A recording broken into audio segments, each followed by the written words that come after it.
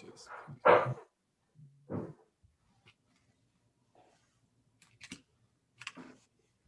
okay, let me see if we got online there. Oops. Okay, so we are live on YouTube. Hello, YouTuber. For YouTuber, if you like to sign up for this class, you'll get all the information, including the handouts and all the references, and you also get after class critique. So I'll give you the link. Sign up in the video description.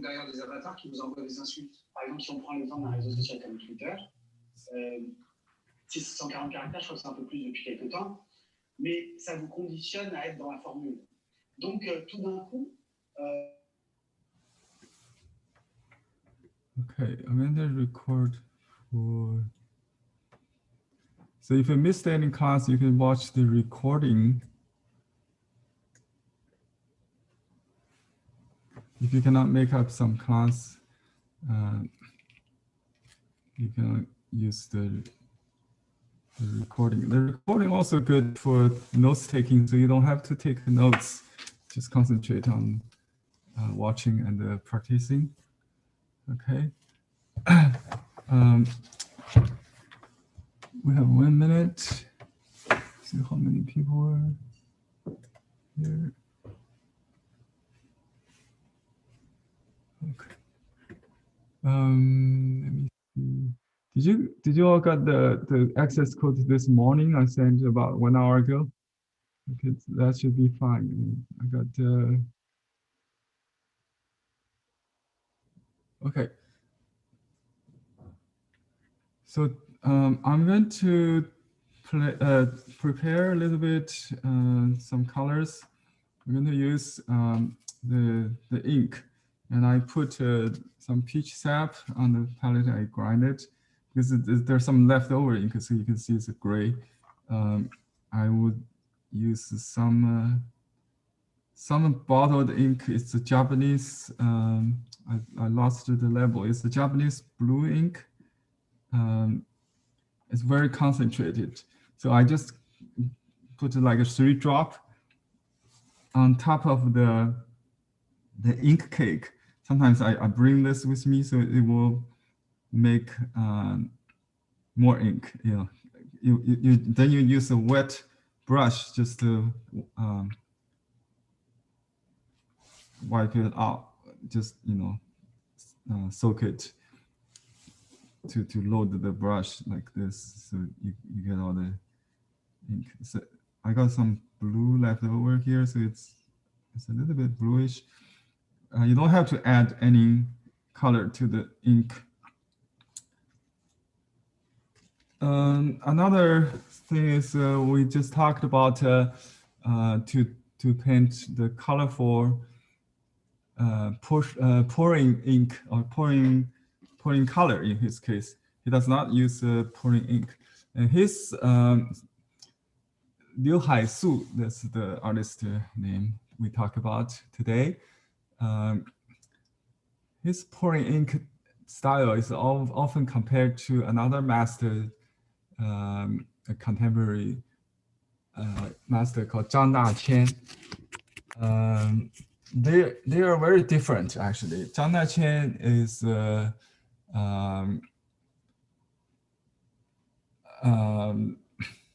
more abstract. Okay, so he started with pouring ink, then add some details, definition to that effect of pouring ink or color. Liu Haisu, on the other hand, will start with definitive work with ink outline, contour, drawing, and then he will pour water and ink, and then color to fog it out, mystify it, something like that, more become abstract. So they're very different, and there are other contemporary masters using this this concept, this abstract pouring ink, expressive, abstract expressionism, maybe. Anyway, we'll see what we do. I do have some. If you like, you can prepare some blue and greens. You know, the problem with this Marie's color is always like they dry very easily. You know, they have a very short shelf time or tube time. What do you call it? So I just open up the dry tube. So they are still usable. You know, like let me show you the amber. I just put a sponge with water to keep it wet. Last night I put some water there. It will keep wet, you know, and you can use hot water to melt it. If you have some kind of container, you can put it in a hot bowl, a bottle, you know, a bottle of, a bowl of hot water. It will help. Let me see if I can get any hot water here. I got some drinking water, but it's not too hot.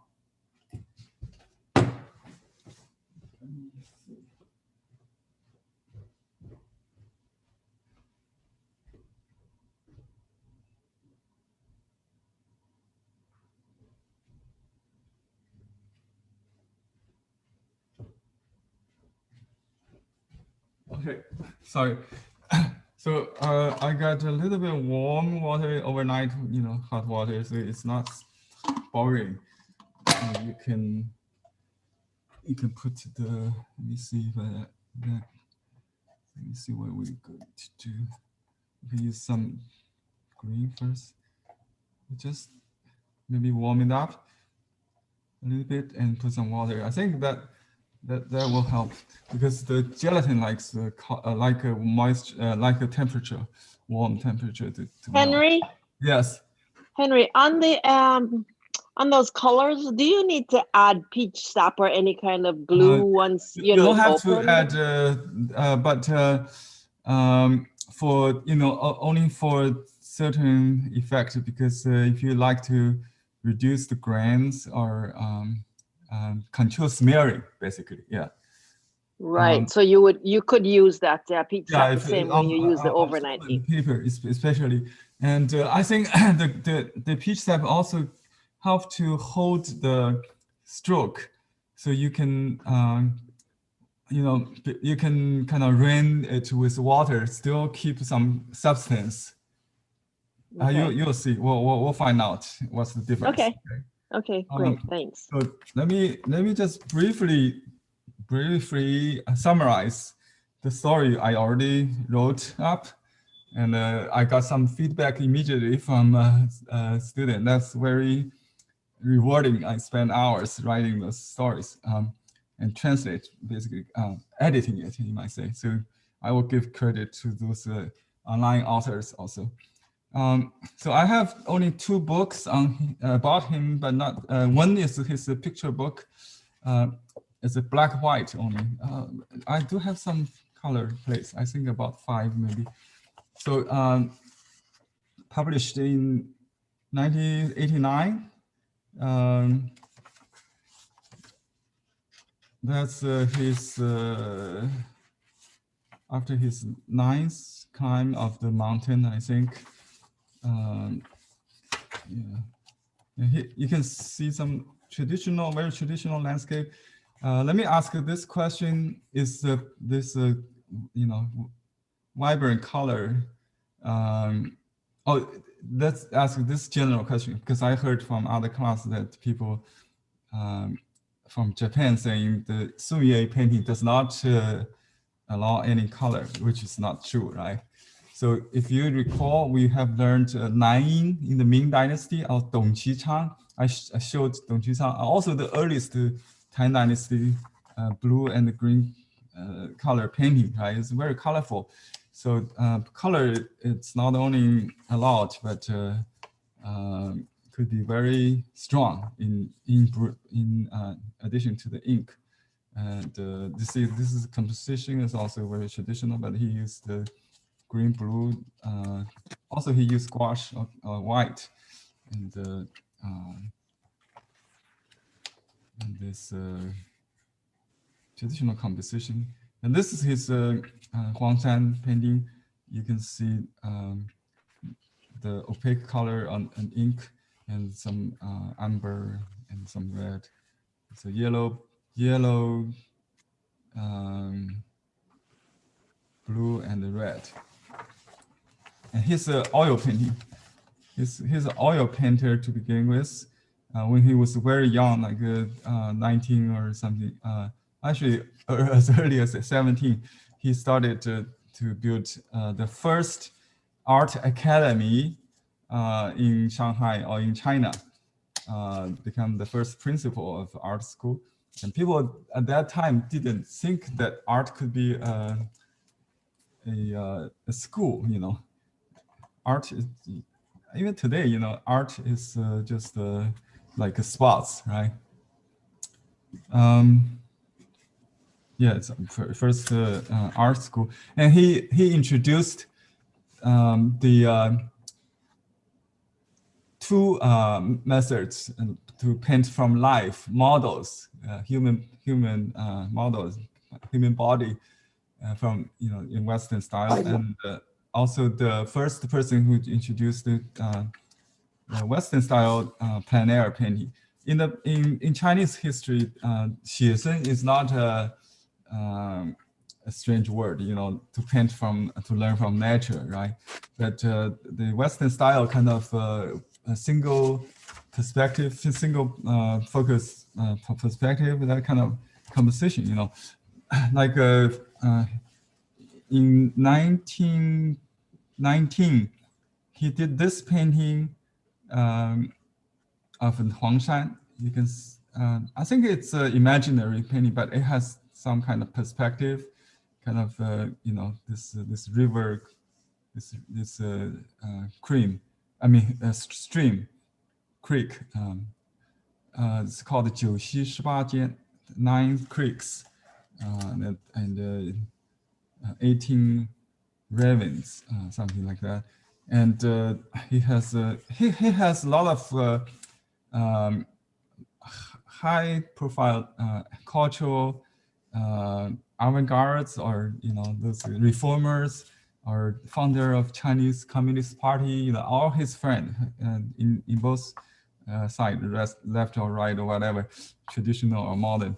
So his calligraphy teacher was Kang Youwei, the same master who taught Xu Beihong how to write, you know, the stone and the bronze style, the Jingshi, the antique style. And he was known as the rebel of art. And in this poem written by Guo Moruo, he's avant-garde in poetry, modern poetry, and become a scholar in Arcabon script, actually. He's very famous. He's also a patron of Fu Baoshi, you know, by the way. But he praised him as the 艺术叛徒胆量大. He's very bold as a rebel of art, you know. Anyway, so he's a very early mature, and also very long, lived very long, died almost 100. Actually, he celebrated his, according to Chinese tradition, 100 years old at age 98.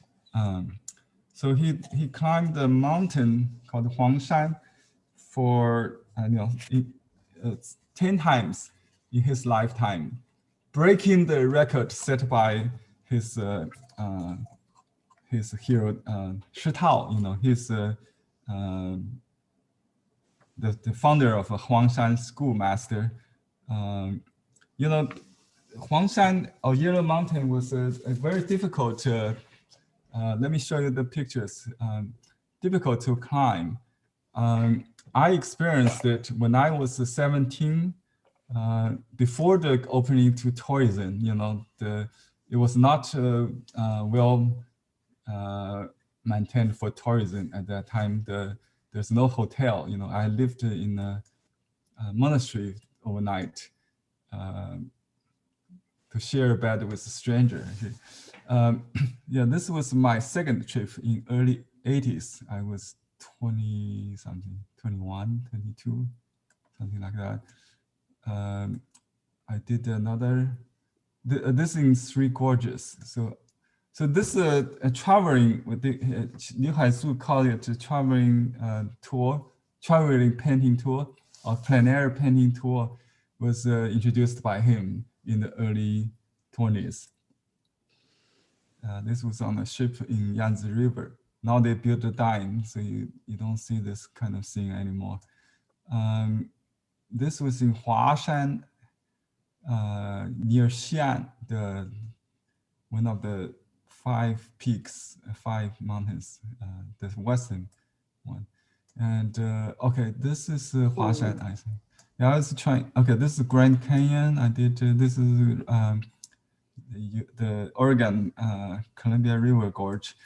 I did that at the scene. Oh yeah, this is what I tried to show you. And this is my mother at her late 40s. I was not, you know, I have to travel with adults than to live in hotels like that. So to check in, you know, something. So my mother took me there. I was 17, I think, maybe 16 or 17. Yeah, but I was kind of tall guy, yeah. So yeah, we climbed to the top of the Tiandufeng, the heavenly capital peak. You can see this place is called Jiyubei. It's like a fishback rock. You have to go through that, and there are cliff on both sides. You're feeling like you can die instantly if you slip over that. There's not even at that time. I don't think it's fully equipped with the chain, but you have to go from one pole to the other or something like that. It's quite kind of not so dangerous, but it's very challenging trip. You can see very steep, like a 70-degree slope. Yeah, very okay. So let me show you the sketchbook he did. Then maybe we can start doing some sketch first.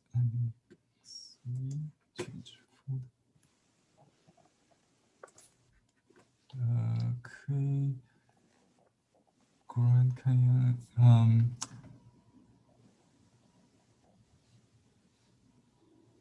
Let me just go to the front page, and then we go from there.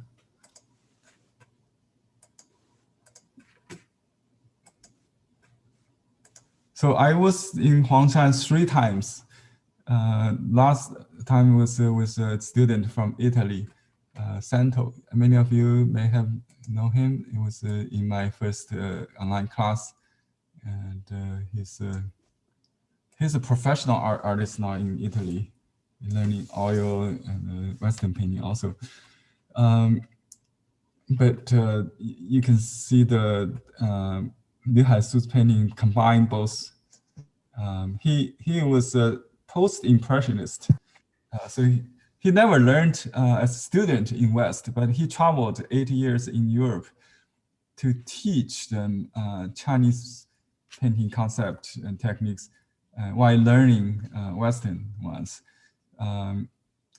So he talked about the qi yun, the qi breath and the charm, yun, movement.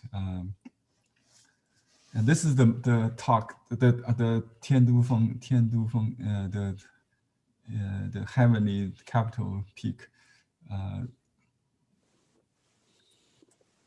Okay, and the pine there is very flat, kind of very unique. I don't see any other place. You know, this is the middle stop. You know, when I was there, we have to take a train to a city where you take a bus. So like 8 hours. Now it's only 2 hours, maybe 4 from my hometown Nanjing by bullet train, but then it takes 2 days to get there.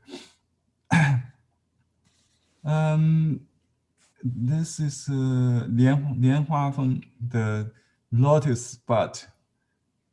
You can see the shape of the peak is like a lotus flower. And it's very realistic. I think he has the best grip on the spirit of Huangshan. I have seen many paintings, you know, some very from the Ming Dynasty, like Shitao, Shixi, also, and Jianjiang, you know, Jianjiang also lived in Huangshan. They are more, actually, more abstract, but he's most realistic. I think you can see this kind of things, and he abstract in the sense like to filter out the unwanted, not elements. So he got the essence in this kind of drawing. I use this technique when I go out. I always use my brush pen to draw this kind of lines. I did some Grand Canyon drawing or Sedona in this style. If you look at my old videos, if you follow me on YouTube, I have many paintings from the field, look like this, you know, just the outline. And he would do the coloring in studio. So it's a combination of, he could do this in on large sheets of paper. And then when he got back, he will pour in ink or pour in color on it. But he also can do this kind of wet, if it's a moody day like this. Okay, so this one's what we will start, right? The tree and the rock. I will use, let me see. I'll use P or mulberry paper number 3, which has long fiber but end size with some kind of stringy fiber. Okay. I only have mulberry number 2. Is that yeah, it's similar. Just this is unbleached number 2. Number 2 is bleached. Yeah, it's white. That's the difference. You can use number 1 also, if you like. Just the mulberry, they do have the same absorbency. So the smooth just side. The color different, right? Yeah, this is a little bit tanned. Yeah, just I use a Huangshan landscape brush, the smaller one. There are 2 of them. It's a mix. You can use the stiff brush.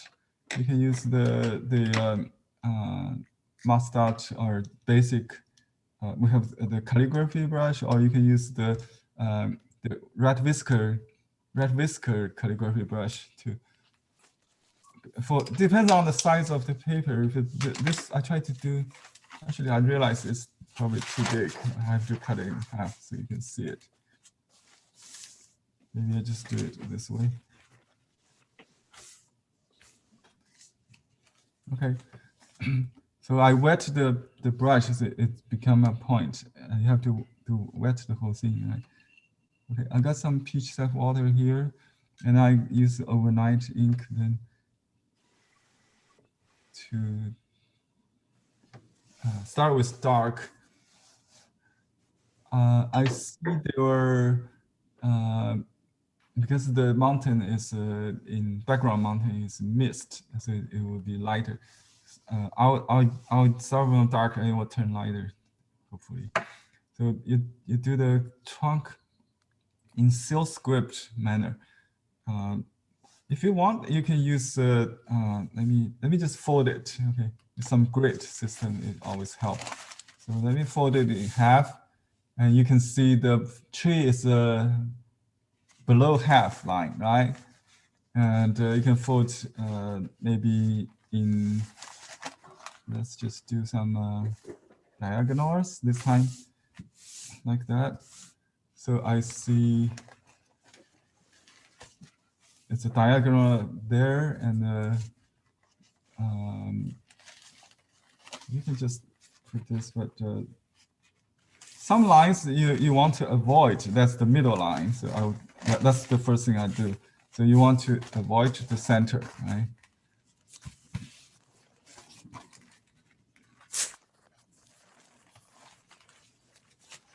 Okay. So the tree is about a quarter, actually 1/3, a little more than 1/3, and then about 3/4 wide. And here's the root part. Root is behind the rock. Let's just do a rock first, maybe. So we can just draw this line, kind of like bumpy. And when I draw a Grand Canyon, I was doing it on a barbecue table, and I realized that the mesh top really create this kind of bumpy stroke for me. So I actually, when I returned, I bought one with that kind of grids top. Not grid. It's like a coals. You put it in the garden, that outdoor table thing. So you can put something. Let me show you. Or some kind of a grid.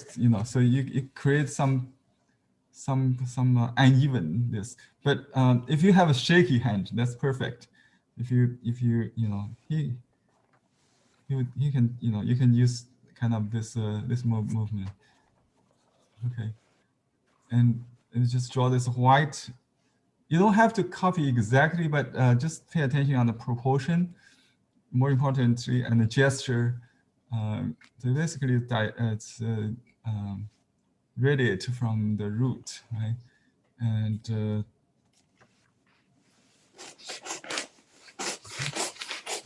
there's some kind of sense of light in his, because he's trained in Western painting. So I try to keep that in mind.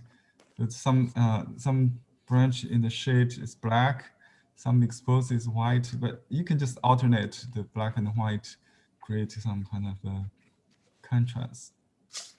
So they're not the same. And he outlined the trunk. So they're double outline. We call shuangou. Shuangou is a very traditional term in gongbi painting, elaborate style, right? He does pine trees very famously. When he was in his 20s, he's very good already. After his first trip to Huangshan, he did a painting. I sent you last night. The earliest painting was did in the year of 1935. It was inscribed by many famous figures, Cai Yuanpei, the president of Beijing University, and Chen Duxiu is the founder of the Chinese Communist Party. And that painting he hung in his studio throughout his life. And that's probably his first one. And notice the overlapping here. It's the front and the back relationship.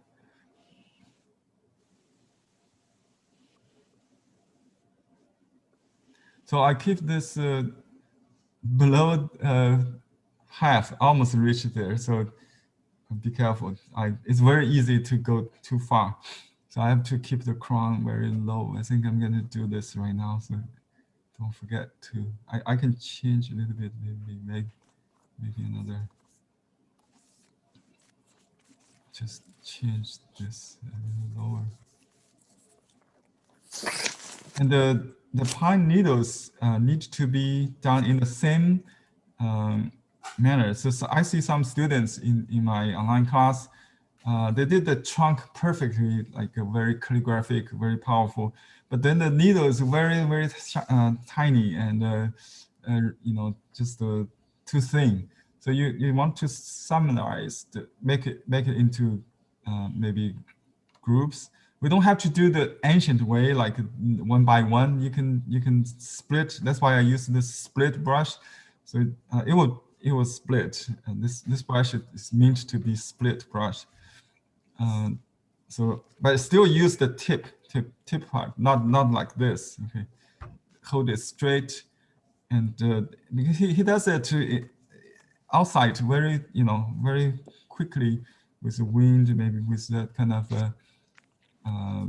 atmosphere, and so it will dry faster than indoors.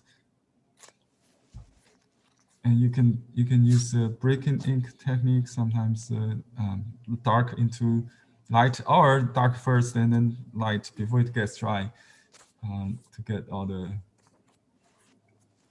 variations.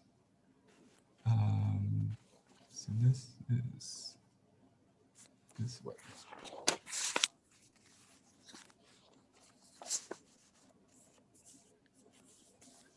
Okay, this very long arm is very characteristic of Huangshan. He omitted all the barks on the tree trunk, but it's a pine tree with this gesture and you know, the profile silhouette. Very dry, very powerful, and with some frequent stops. Don't have to be exactly the same, but pay attention to the negative space. The holes, sky holes. Pine tree has this beautiful sky holes everywhere, you can see through. So make those shape nice. It's very crucial to do pines. Okay, and then this kind of, he liked to do this kind of needles, like continued W's, maybe 2W, or yeah, kind of. Just leave a little holes between the main trunk and the branches. That's very important for the qi to travel through. All right, don't block that. And you can add some wash right away. So when you repeat or overlap, you use a different tone. So you can use dark and dry on wet to enhance. And I think in the Western painting, you would do dark shade under the light, but I don't really see the light effect. It's an overcast day. Always overcast, always mist. It comes and goes. So the mountain is it's between being and non-being. That's use a one-way description of Santo有无中, you know, the Zen poet in Tang Dynasty. He described the mountain between being and non-being.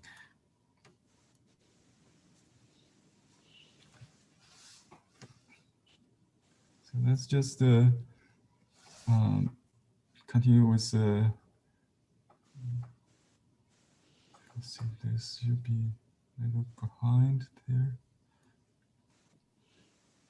Let me just use two brushes so I don't have to wash all the time. Use a softer one.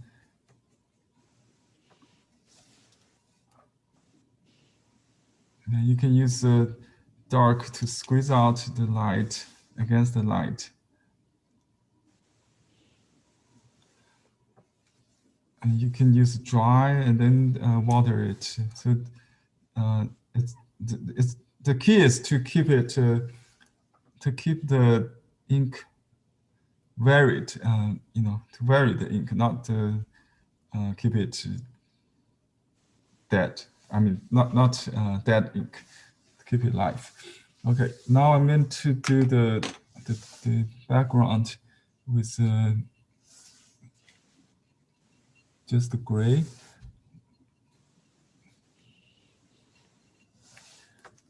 Okay.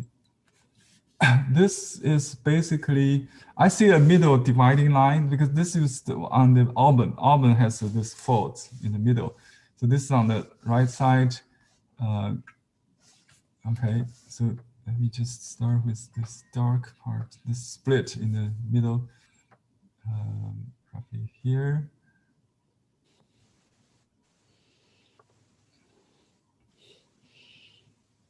When the brush is dark, you just do the dark. And okay, yeah. When it's get light, you do the light. Sometimes you start, you know, you don't have to start from a single point. You can start from different parts. But keep the whole in mind, you know, look at the wholeness. This little rock is very characteristic of Huangshan, the rock on the top of the ridge. And you can vary the height, actually. You don't have to be like a row of same like soldiers. So you want to vary that a little bit. It doesn't matter if you add another fault or something like that, but keep in mind you have to create some kind of sparse and dense contrast, some dense part against white or sparse. Okay. And so here is this overlapping that goes behind. Yeah. It's called lotus bud. That's probably the bud. Lotus bud peak. And just do the contour, and then he doesn't do any traditional like we call the chun pima. It's kind of pima, but not really, because the mountain has no earth on top. It's a glacier formation. You know, glacier was formed by water and ice movement. So it's very smooth, kind of granite, but very strong granite. Not like Zion, you know, there's that kind of earth formation, but similar somehow. It's very hard, yeah. So they hold the strength. Those rocks hold in place for a century, maybe for millions of years, without falling or erode. It's very unique formation in the world, I think. And just like a big giant bonsai, so to speak, those okay. It's just, you know, also like writing characters. And thinking about this is just like a abstract, you know, characters. You can see letters, right? If you see letters, just write it. Yeah. If you see Y, just okay or something. Yeah, just like writing.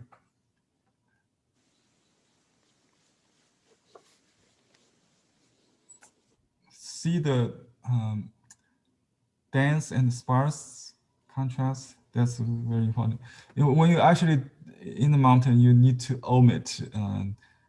You know, you don't do every fault, every crack. So that's the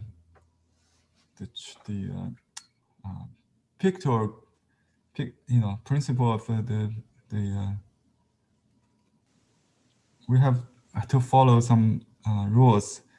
One of that is dense and sparse contrast, right? Okay, now the softer part, I just add more water. They become overlapping with this tree. It goes behind. It should be lighter. So just going under there. I just added water. And still some faults. You don't have to follow exactly, but try to understand, the intent of the artist. You don't have to wash the whole. You can leave some highlight, and so this just go behind that. So I'm going to do the wash right away before it gets dry. So you see blurred. See the same technique we taught last time. I just dip water, and then my brush head is soft, so I can do this kind of shape this way. And I use the bottom of the brush to do the gray, to apply the grays. So you can do this, like if you want a gradation, you just do like that, just so that. Be aware which side is darker, because when I touch, let me show you this camera so you can see. So I just barely touch the tip of the brush. I don't wash the brush. See, my brush and washer is clean. You see that? Yeah, it's all clean here. And I just sometimes you just use clean water and just blur the line a little bit. The line ink will shade, create the kind of gradation itself, right? And you can reinstate wet into wet with dry into wet, maybe, just if you want to enhance some effect there. Okay, this behind, and we can start doing this part. Just wash. So this is a darker gray, actually, and with some mustards, but it's very not traditional. It's very pretty realistic. I think it's vegetation kind of. It's not the style type kind of like Jieziyuan or mustard seeds garden. We don't really see that because Huangshan was his teacher. He looked up Huangshan as his teacher at the beginning, and then after, late in his life, Huangshan became his friend. He feels more freer, to play with, to create the landscape with all the elements he already had in his mind, his memory. Okay, the last layer is a very soft. You can do the light first, I think, and then just add the dark dots. Okay.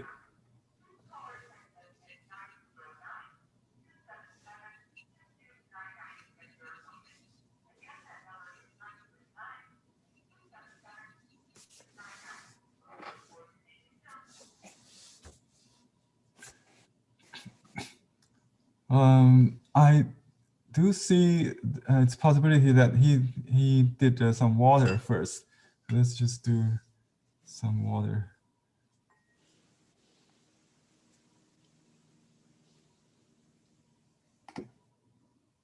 So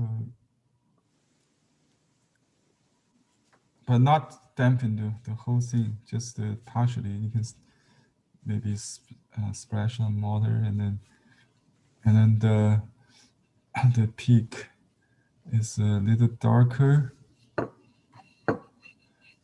Let's see. At this point, if you want to hold the stroke on wet, you can add a little peach sap if you have. I'll use a dryer brush, So I just add a little glue to control the smearing.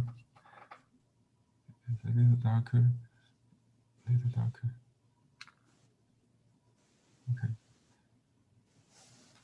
Sometimes, the peak in certain lighting condition is darker than the front. This is what happens here, I think. So we're going to do this focal rock. Just like that. And then a small one and a large one. So mid, it should be mid, small, large, always, right? Typically. So you always have this three. If you always, whenever you have a group of stones, think about large, small, and the medium. So they're not the same size, okay?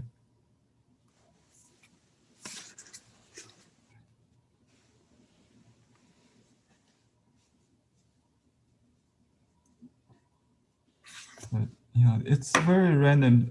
The shading is oh, here is another peak that goes behind this and continue to stop here. So it's a needle peak like that. It goes a little bit kind of lean to the left. That's a eye stopper. Okay. Any questions so far? Do you have any painting to show? Let me see. Are you following me? Henry? Yes. Yeah. It's Joanne Sullivan. I did not get the handouts. I wonder if some handout was turned back, like Emily's. I have to send individually. I got a notice saying your server thought it was spam.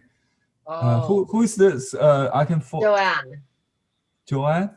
Yes. I have two Joanne. Joanne Sullivan. Sullivan. Oh, I see. Okay. Just check your spam folder. Okay. Let me do that. Yeah, it could be because it was considered as a spam. Okay. Okay. Otherwise, you can get from the classroom.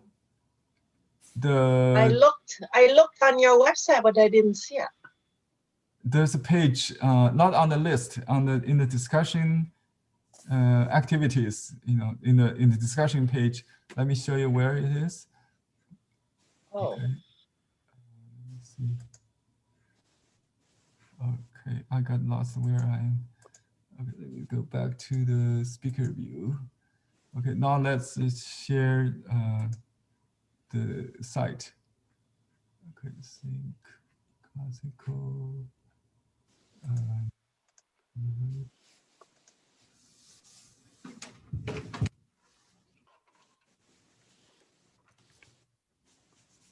Chinese brush painting at .link.com.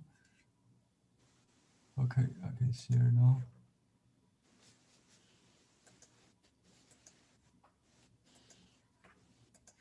Okay. Yeah, when I drafted, I didn't list it until after the class. I'll put with the video, everything there. Sure. If you look at here, you don't see that. No, I couldn't. Yeah, this is lesson 19. Oh, I see it. Okay, let me go look down there.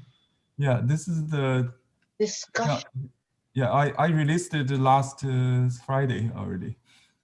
That's the article I wrote with other. Okay, let me look there. Okay, got it. Thank you. I'm going to show them. So this was one of the plenary trip with his student. I think, let me see, how do I get? Yeah, he was very pioneer in this. See,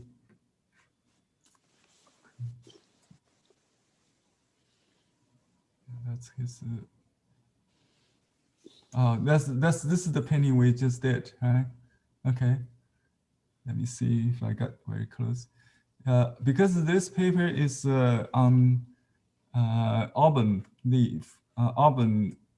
You see the folds here, right? So it's a semi-sized mounted rice paper. So I can see clearly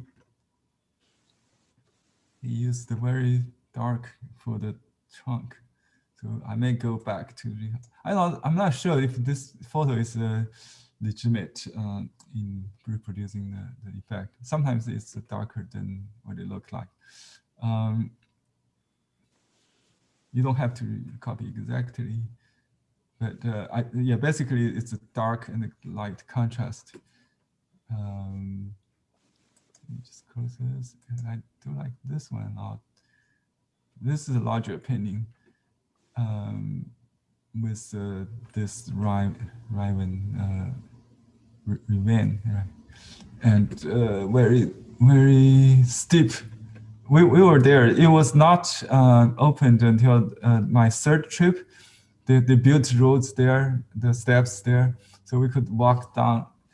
I didn't do it all the way to the bottom, but it takes like 30 Chinese mile, maybe, yes, some like 15 kilo or something. It's a long walk, but that's the place, I think, called the Xihai. I was going to show you this. His after his 10th climbing to Huangshan, he came to the States for a visit. Not meant to do a plein air, but when he heard and saw the pictures of the Grand Canyon, he went there on a wheelchair. This was an oil painting he was working on.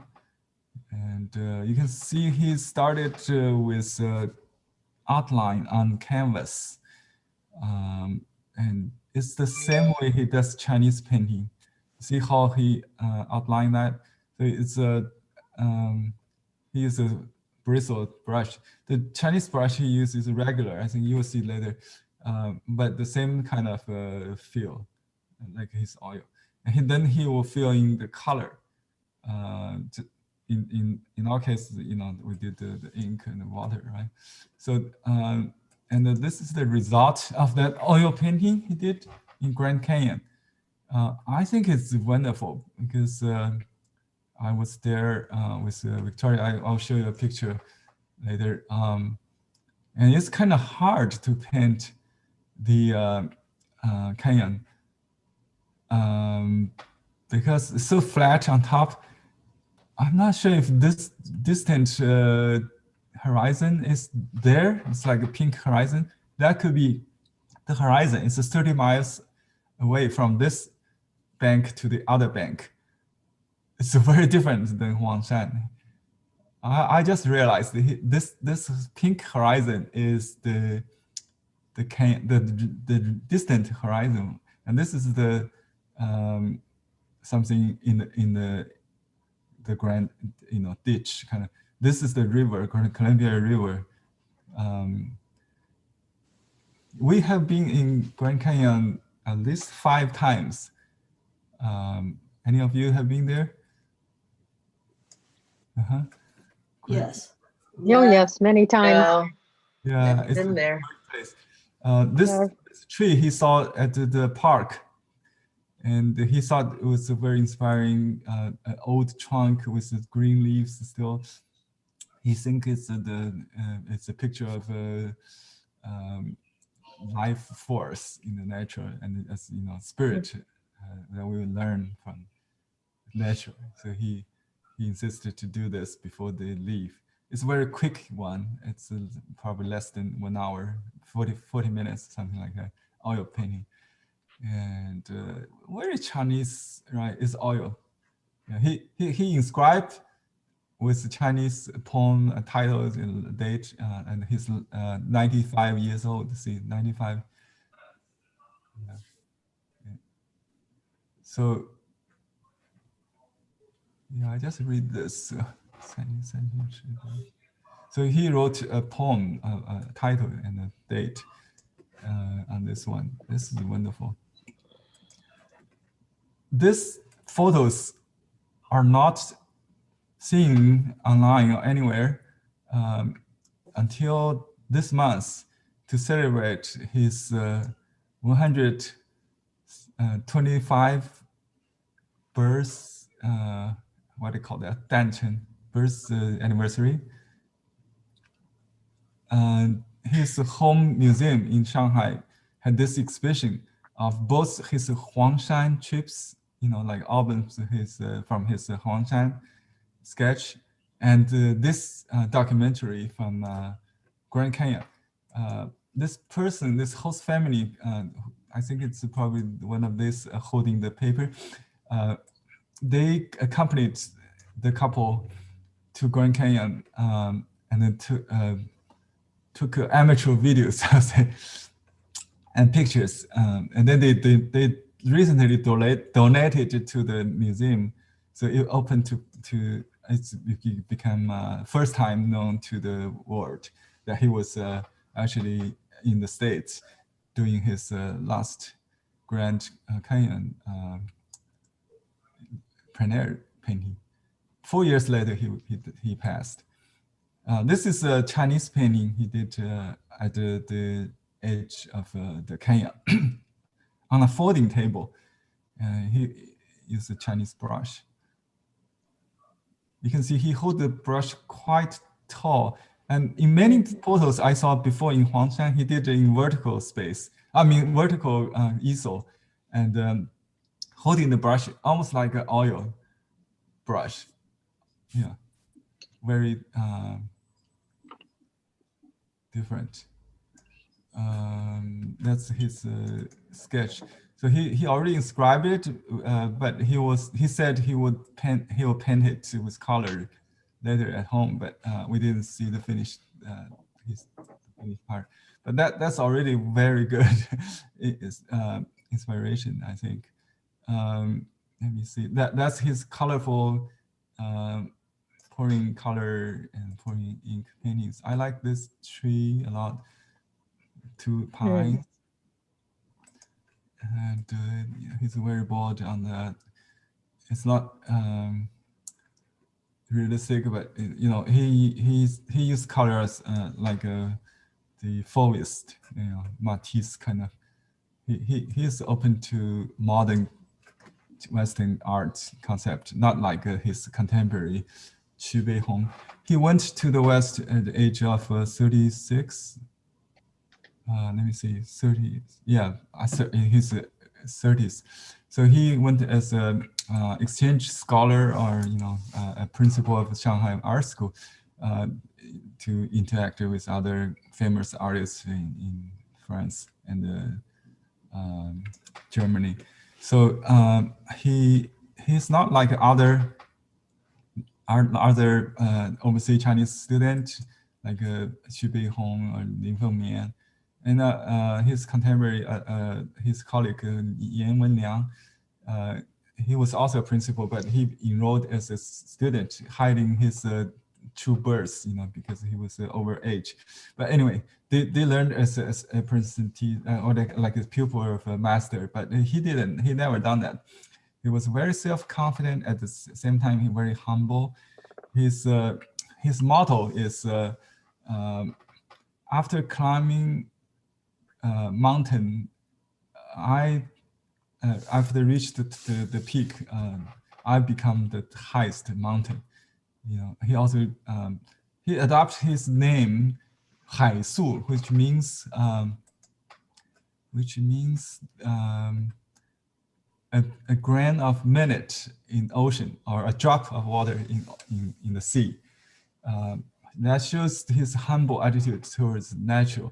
He also very confident, you know, and so his model has two sides, and one is let me show you the translation of that. I just posted this morning before the class. I translated this model.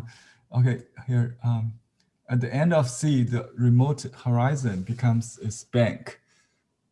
海到尽时天是岸. After climbing to the mountaintop, I am highest mountain. I first saw this in on top of Huangshan, Guangmingding. It was inscribed on the gate, kind of pillars, two pillars, the couplet. Yeah, it. I thought it was for that specific spot. I didn't know until yesterday. I read something. It was his life motto. Yeah, so that's his meaning. His name is Haisu. Yeah. So he's a great man with very very artistic nature, personality. Very so when he tried to go to Grand Canyon, his friends was worried about his health. He's 95 years old after all, but he burst into tears, begging them to take him there because he said he will fulfill his dream or something to visit to the States. Anyway, I'm going to do another one. So the colorful one, right? I also like that waterfall one. If you the waterfall, should I do that one too? So let me just straight a little bit. Too busy. Yeah, I'll do the inscription later.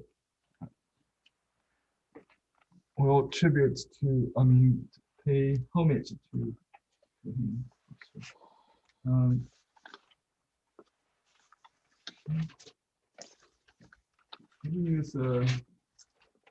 I'm going to use a good paper today for the waterfall. I use the red star unsized shrine. You can use regular single shrine, which is absorbent. Okay.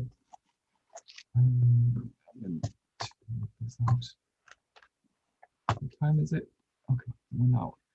Good. Let's find that.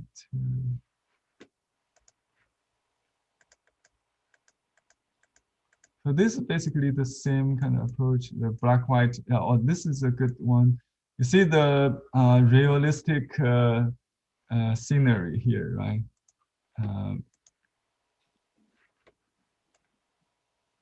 See this walk, and he's a tree. I can almost recognize where it is. It's Shijingfeng, somewhere like Heihusong, that kind of place, I think.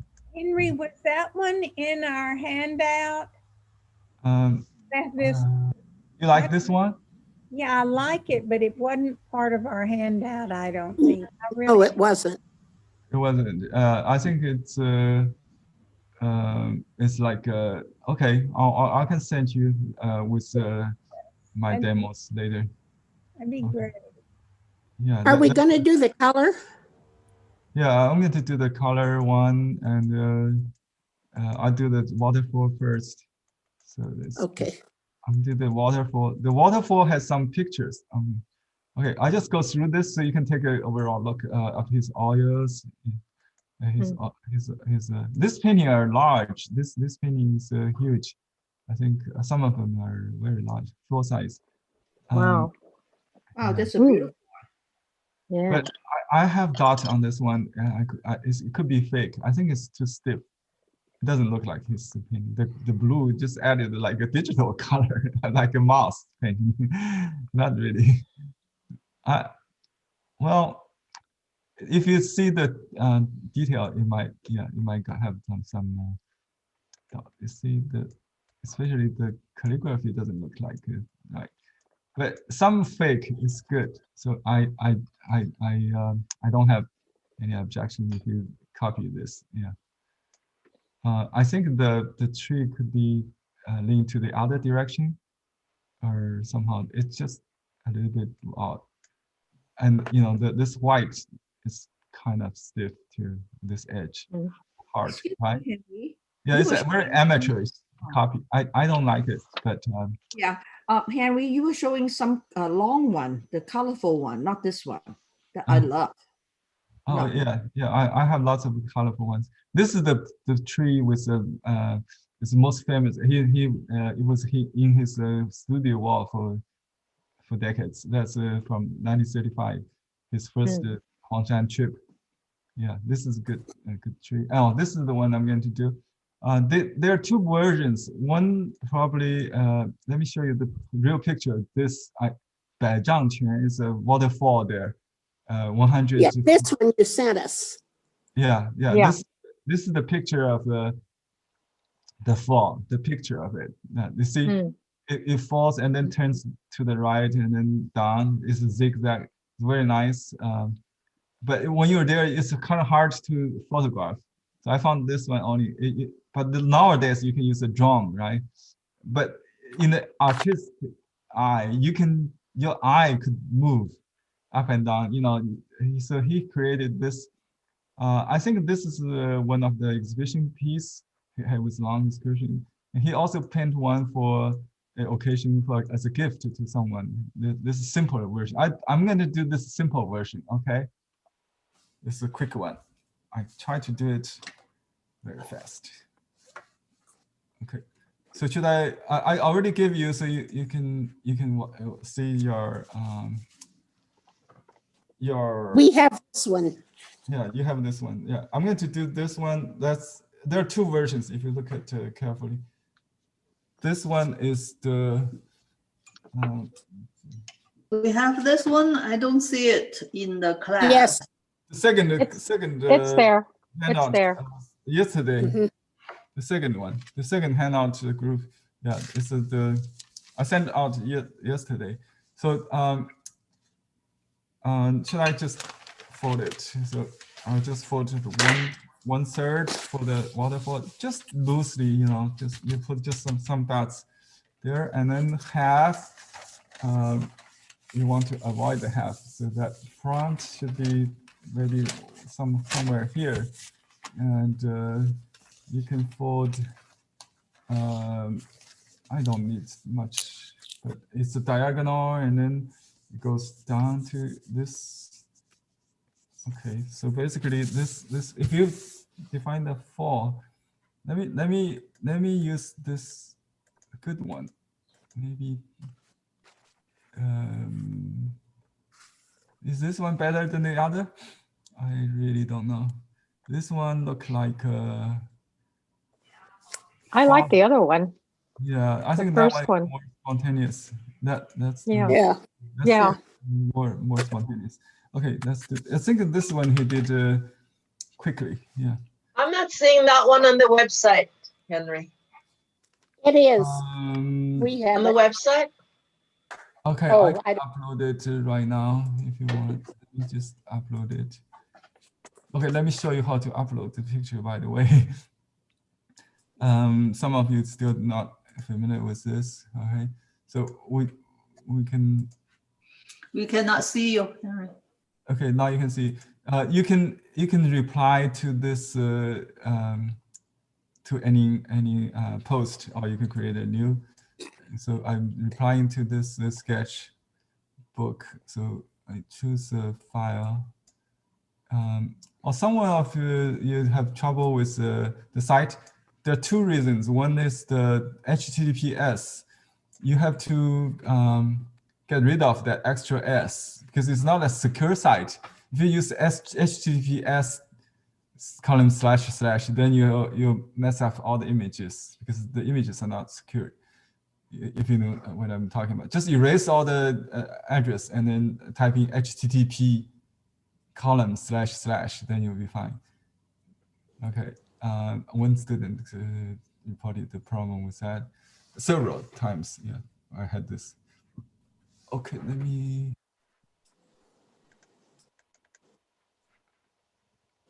Close.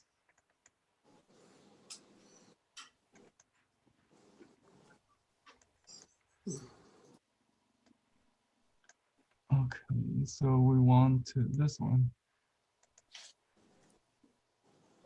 And I just put you don't have to put a number. If you don't put them, it will be large. Let's just do that. So it would be, it's there on the website under those pictures on the same page. Okay. If you go there, you'll see that. So I'm going to do the waterfall first, and then the foreground, I think.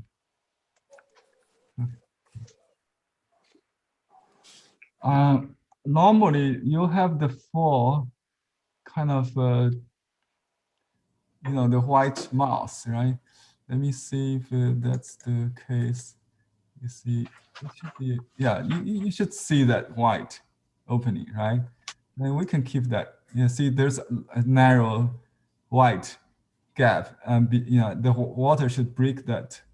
And this one is more realistic, I think. We don't have to copy his mistakes. That's what I mean. So you can leave some white gap right there. You don't have to copy exactly. Okay, so yeah, this is another fall. It's I love that one. yeah, I know. I'm going to do this one later. This one. That's my ambition. Okay. So go. I know Peter would do good on this. Peter, right? Do you like this one?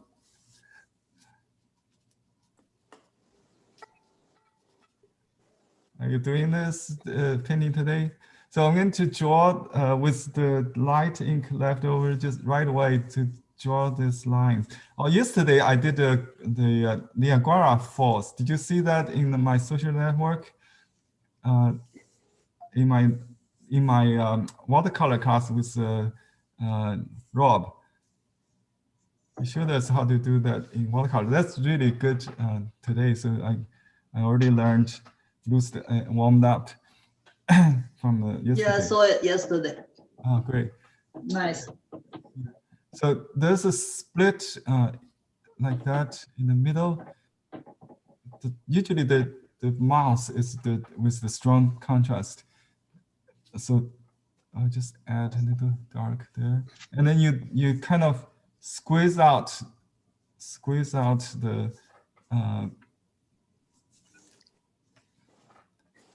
the white. So you have to save the white, remember? And then when the brush is light, you can draw. I think this is in dry season, maybe winter time, like this time in China it's dry. In summer, it could be very large fall, that. And I think we can have some vegetation, just cover that up. If there's a mistake, you can also cover. And he does this tree is so small, so it feels the water feels larger. So just very spontaneously. Okay, there's a rock there, and there's some tree there already. The foliage, you just add with some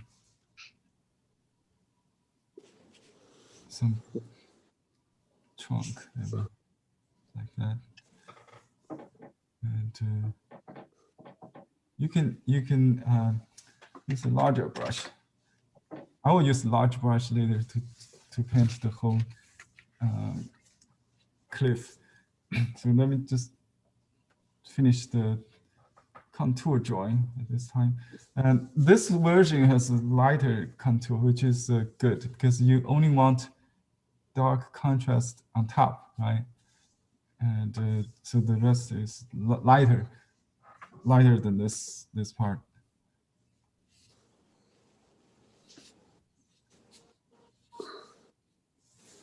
Okay, so he hold the brush like this, remember? So we do that same thing. There's some border because the rock is more squarish if on the top, and then become more eroded by what it become rounded. And you can draw different different size border, you know, some small, some large, just like we did with mustard. So this is the same principle. And just there's always concentration and disperse, right? So this is the dense and sparse. So this is the concentration, disperse. The dark near the water because they're wet. Also, you can do the rapids, right? Rapids first before you continue. I think there's still some fall here, so we need to make this higher. I think a little higher, so it will create this kind of.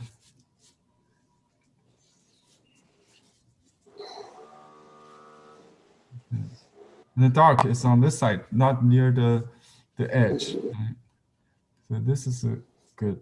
Okay, and you can use dry brush to enhance it. You can start from light. He probably start from dark. That's what I think. He's confident. Yeah. So we're going to squeeze out this little fall here, just like that. And there's a turn, like a zig. And this has to be not too big, but I think I realized this it should be more on this side. Okay, so I'm going to adjust. I didn't really plan too well, so I'm just add. So the rock is very easy to add, right? So you can just add another. He probably. Yeah, that's the turning point. Now I feel right. So I'm going to draw with light, but not too light because he's very calligraphic. So his line is almost calligraphy, and then it's a very traditional one. So we just do a line straight down all the way here, and with some. Sometimes it's just swing with the wind. It's elegant move. Okay, and let me enlarge it so you can see better. Okay, now the lower falls. Okay, and the water is rounded. Yeah, more has this kind of roundedness, and some tied in perspective. So they're not the same distance in between, right? So just draw that, and it has kind of a something tie them together, so they don't just like a candy cans. Don't do it like candy cans. I talked about this before, I think, in the class. If you know what I'm talking about. So there should be verticals. Anyway, try to do it in one like M's, like a McDonald M, just right M's. So it could be an M there, just like a bird, kind of shape, some form on top of the next rapid, lose some overlapping, and because the speed indicates the movement, so you need to do it flowing, like it feels it flow like that. So one after another, you see there are some loops like that. He just did, and just like writing. Yeah, it's almost like a hemp stroke, right? The hemp stroke is kind of, yeah. And then a little form there, little form. Just so the Chinese painting has this kind of basic vocabulary thing. So it just almost like a script, like you write the character Chuan. Chuan is like 3 vertical lines of water, just like that. The Chuan, Sichuan, like Chuan, almost like this, right? Okay, now we change direction. So you can start from this, the tallest part, and then falls. And you just do it like that. And like I said, it's a calligraphy, several M. That's it. And you don't reload. So, and then just dry brushing a little bit. Okay, now we just add water, just kind of wet into wet. Wash the brush time. That's time to wash the brush. Yeah, and if not enough, you can add water. I mean, add ink. So I'm going to do the top. Okay. So you see, the water comes first. Then when you apply dark, it will become this kind of watermark on this paper. That's why I use this paper. See, if I have this water here, then I just go on that. It will show the previous stroke. You don't have to fill in all the blank. Just exhaust that. This will create all the variations. So you can do something like wet into wet to make this shading, and you can still add darks with dry brush on wet if needed. Some substance, maybe some dry strokes. And you can. So they're not all dry because after all it's rock. So you want to have some dry, flying white kind of stroke there, but not try to just scumble. You need to write with his position always straight, just like that. Always holding the brush like this, and you can go back and forth and just pouring water doesn't mean you use the bowl, like a pour like this.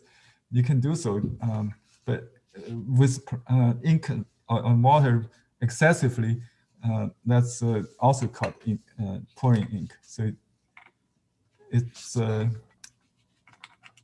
the broader sense, just a lot of wet.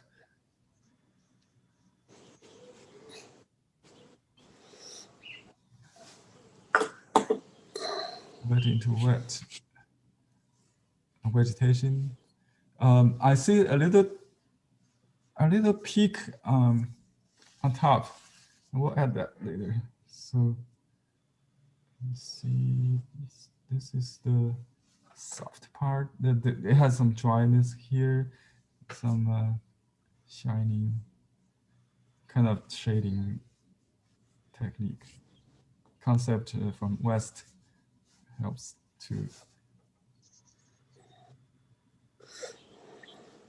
overlapping. Okay, that's about it. I think I'm not going to overdo it. Just a little hint of peak. I'll do a little detail before I wet it. Okay, so this tree could be a little defined. I just put some suggestion of details. That's about it, I think. You can have some trunk kind of. Okay, so now with a clean brush and then reload with a little light ink, very light. Just do a.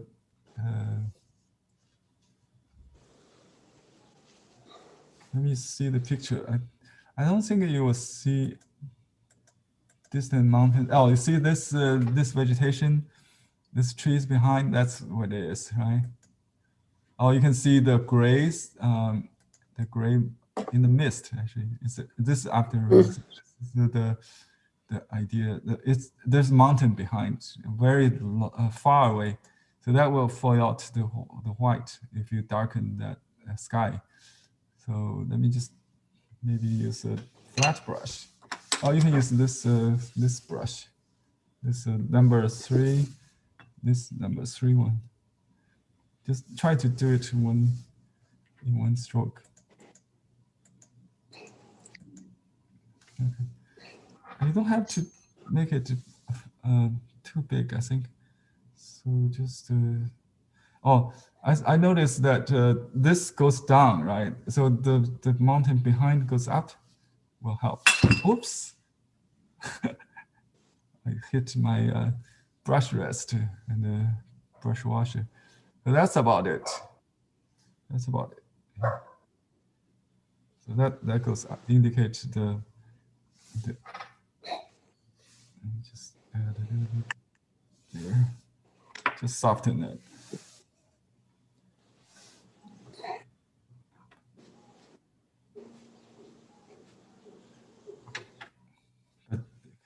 It should be very light, otherwise it destroys that diagonal.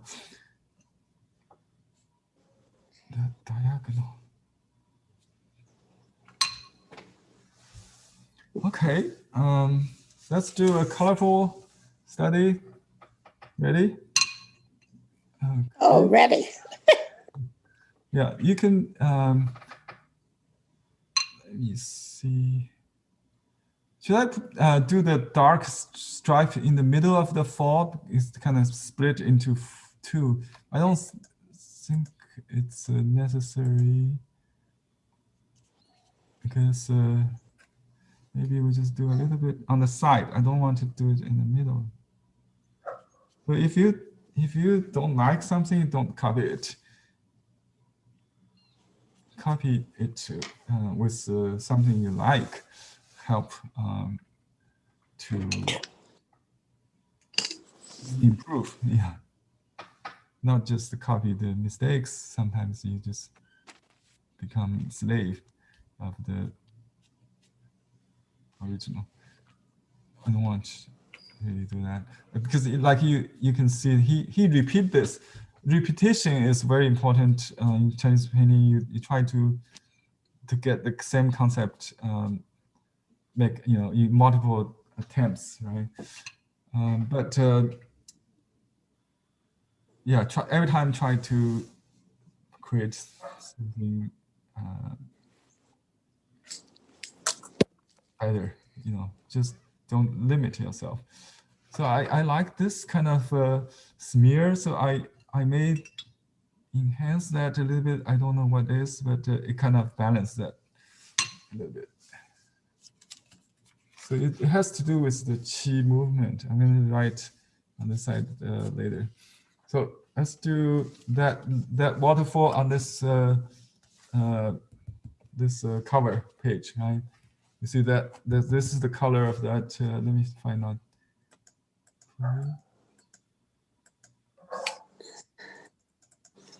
This. Okay, this is the picture of that fall. The 人字谱. This is the painting. Okay. Do you see this painting behind me? Almost like that color, huh?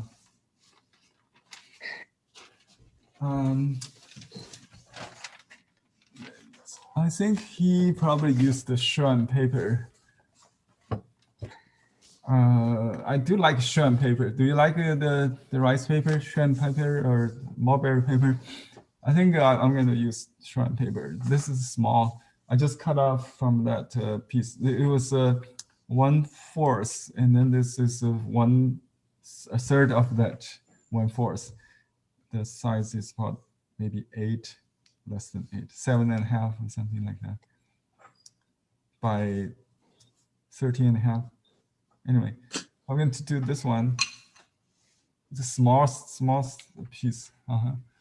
Because everything on internet is just like a screen, small screen. So that's, I think this may be too high for this paper. I'm going to cut off the background, maybe that tall mountain, maybe lower that, okay?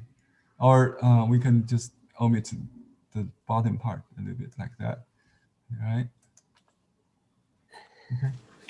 I'm gonna start right away, provided you're already familiar with the guidelines. Not, you can also fold this if you like, and fold this maybe just some. Yeah, I think we can just do the center folds. So you want to avoid the middle. So just put the things on away from the dead center. You should be fine. Okay, so let's do the foreground first. That's usually would do, I think. Henry, unsized, right? Unsized, yeah. Okay, this is a detail I'm going to put on this side. You can see. Can you see me? Can you see here? All right. Yeah, that's the book cover. All right. So roughly about 1/3 is this rock. It's a round, like a bamboo shoot kind of peak, and then there's a small one, and then there's a medium one. So large, small, and medium. Because this is so dark, I'm going to just darken it. But he probably, he would do the bone stroke. He would do. I'm doing my own style now, 福宝式 style. So I try to go back to video Haisu. It's easy to mess up with styles. So he would probably do the line work, and then the wash. Yeah, I think that's he would do. And I see some kind of horizontal represent trees. Maybe, I don't know what it is, just the vertical and horizontal there, but it will be covered with the colors and the hairs. So just prepare for the color. And the opaque color must apply on the dark ink. We call that embedding, like embedding diamond, embedding xiang. But in this case, it's more than diamond. It's everything. So it's still, you need a dark ink as preparation for the ink, for the color. Okay. And so here's a raven. It's kind of,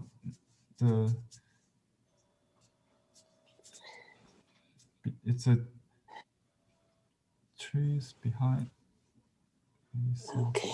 Okay, I really like that feel of distance immediately with different size and ink tones for the trees. So I will use dark ink for this first group of tree on top of the near top on this side. Let me mute, guys.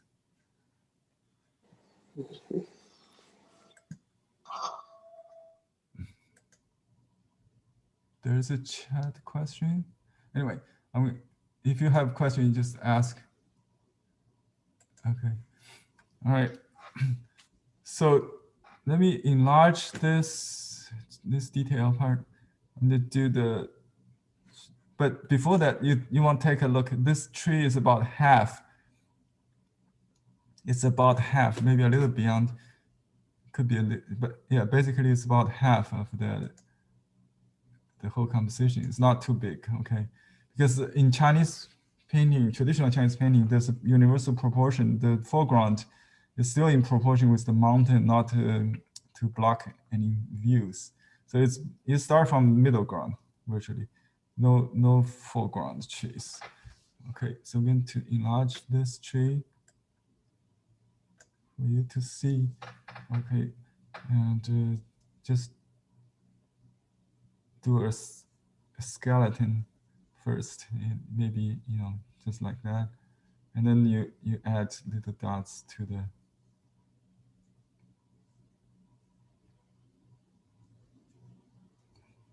the top of the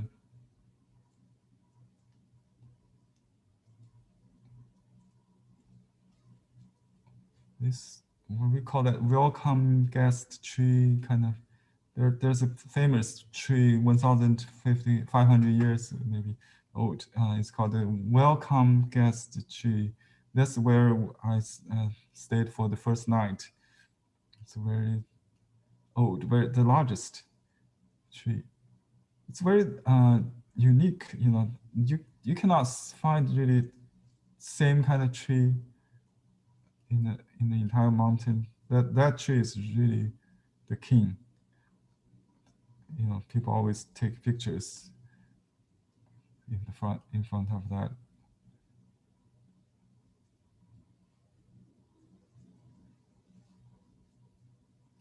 Okay, so that's my host group, and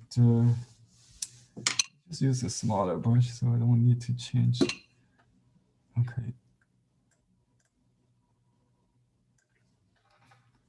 And we need to determine the composition. I'm going to cut, just paint this much probably.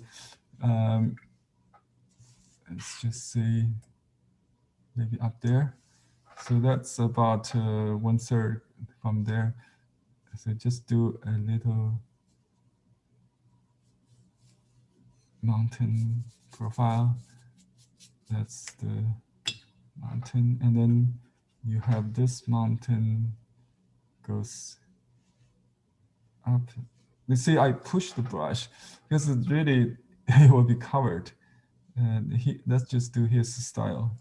He would use the tip of the brush. We have another artist in Nanjing. He does this kind of stroke, also called Qian Songyan. He's a finger painter also. This kind of stroke is very okay. And so this slope has the trees. Okay, I'm overlapping this too. This should go all the way here. Okay.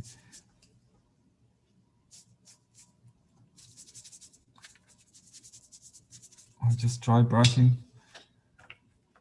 Lost that.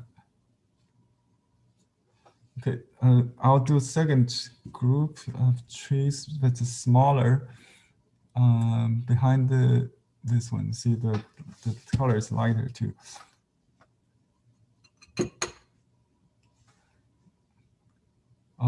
It's a little too wet, I think. Let's wait a little bit. The tree should come after the rock in his his.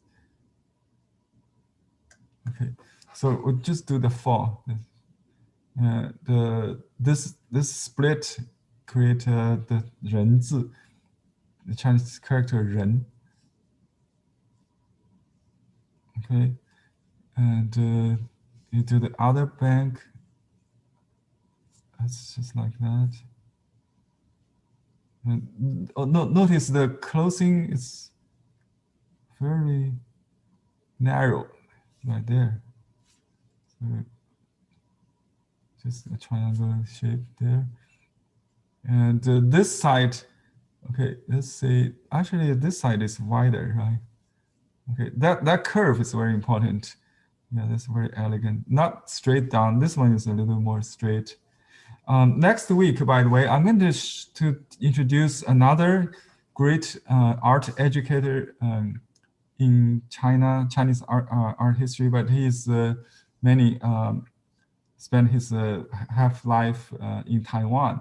So one of the 3 overseas masters is Huang Junbi. Huang Junbi, along with Pu Yu, Pu Xinyu, Pu Xinyu, and Zhang Naqian. Together they are known as the 3 overseas masters, or 3 Taiwanese masters, if you will, after the 1949. So they all escaped the mainland to live in overseas. Okay, so but Huang Junbi is an expert in the state, Niagara Falls. So within 3 months, I think, he toured all these places, and he sketched helicopters. So yesterday I did the watercolor painting. I said, why not? We'll do this. Oh, by the way, Huang Junbi is my first landscape teacher. Actually, he could be teacher of my teacher Zhang. Also he was a professor in University of the Central University headed by Xu Beihong. He was the dean of the Chinese painting department, and he was sent to Taiwan in 1949 to select a place for the move, for the retreat. Then he stuck there. He founded the Department of Art in Taiwan Normal University.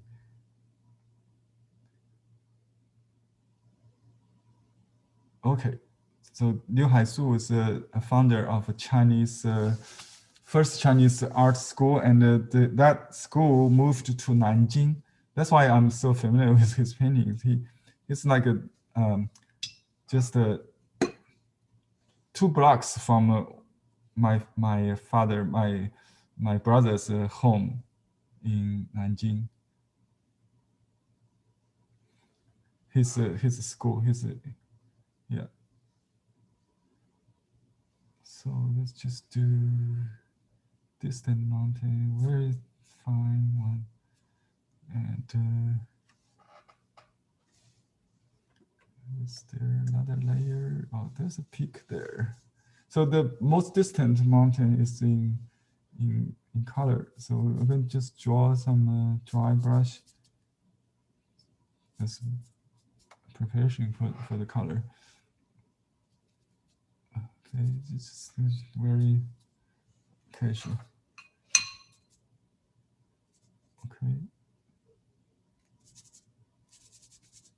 Okay, I'm going to do the trees before I continue. I need just a few more layers to give you the illusion of distance. So this layer is dark here, and the trees are half size, maybe half of the front size, but still with some details. And later we will see there's no details.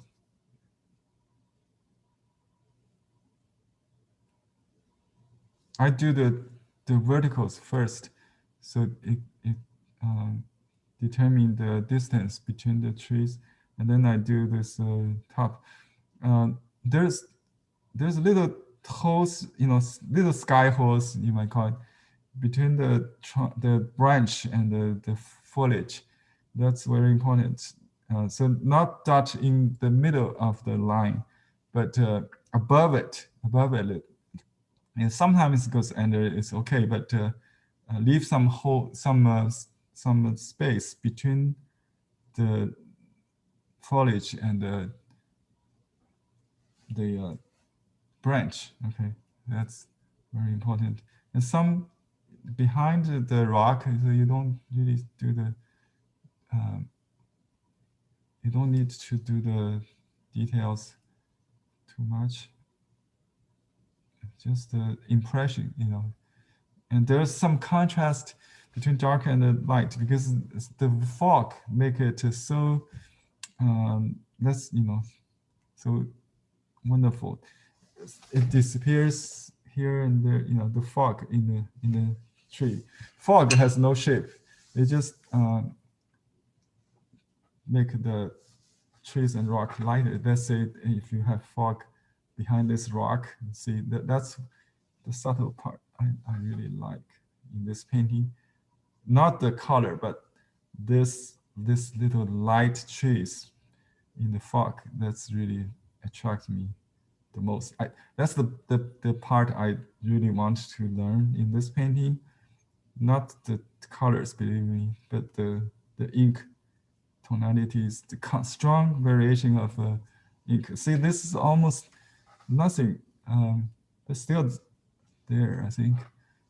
I'll do the trees first, maybe then. Okay, so how to make this tree kind of disappear in the mist? You already started right now before you do the wash, because the tonality really makes it work. So there's, oops, that's too dark. Well, let's just make this tree there.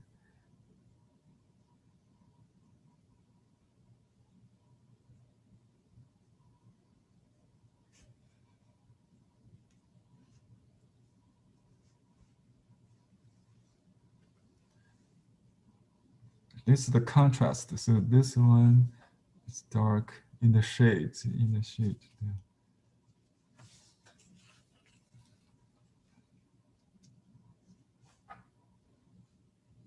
Some students find this mustard brush useful for all the trees. Actually, you can do everything with this brush, this mustard brush.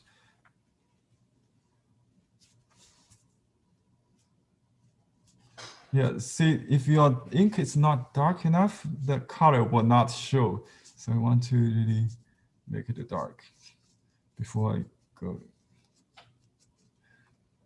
And then you have to use very watery ink for the distant trees, almost like just the water, almost 2% maybe. So that's it. But the tree size almost the same, but they're in fog, in the mist. Okay, so that's the distant trees.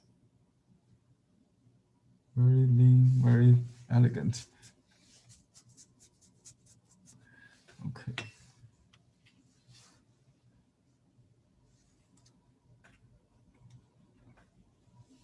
And the middle ground here, you want to stop the eye, so just have some tree there.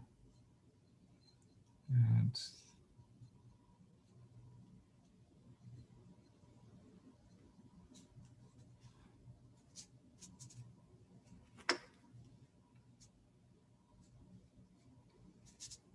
oh, yeah, actually there's closest tree in this shady part. So, but you really need not to define just a few branches. he might do the tree there, but it will be covered. So we just omit that. Okay, so this part I have the dark, and I need the light in the distance. Some trees. You only see the top of the tree, not the rock. Sometimes just like that in the mist.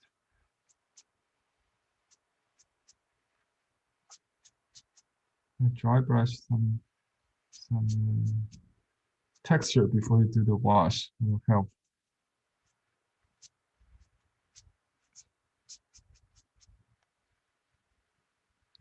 You're doing drawing basically, dark value study.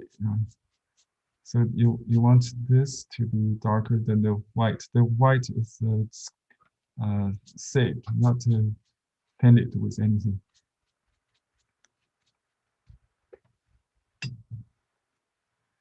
You can go dry and then you add water if you need it. Okay, now let's add little silhouette there.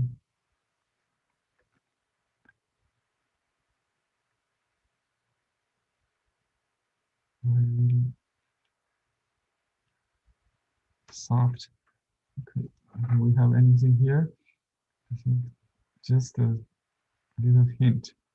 And very soft on this side because it's in the water. Whoops, too dark. So if it's too dark, just add water. Just add water. You can start doing the wash.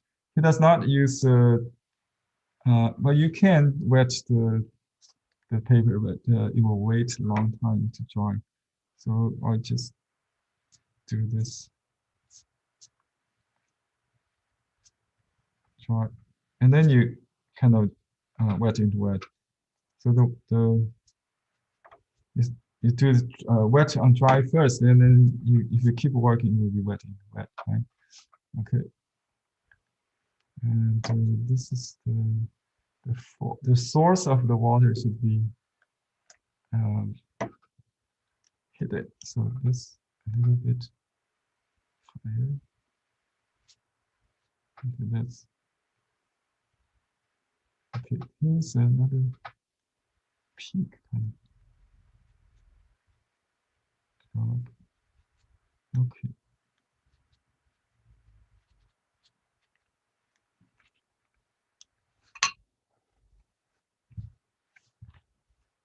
There is not much detail. Okay, here we have a few more.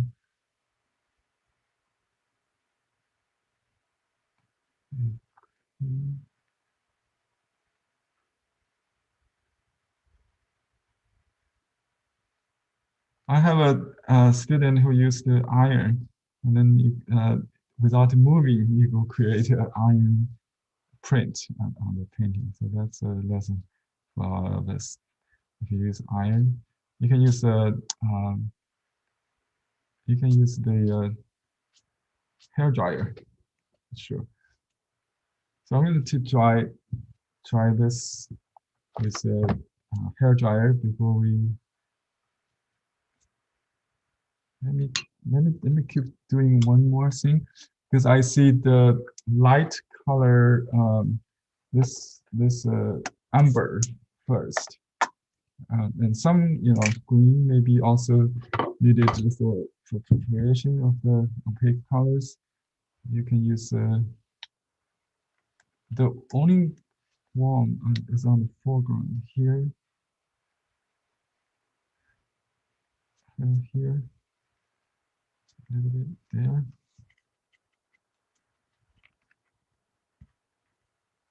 The amber chips here. I got amber chips, which is nice. Okay. And this amber tube is dried, but it's more reddish. Yeah. Let's see. It's not easy to get out. Let me just use my fresh color.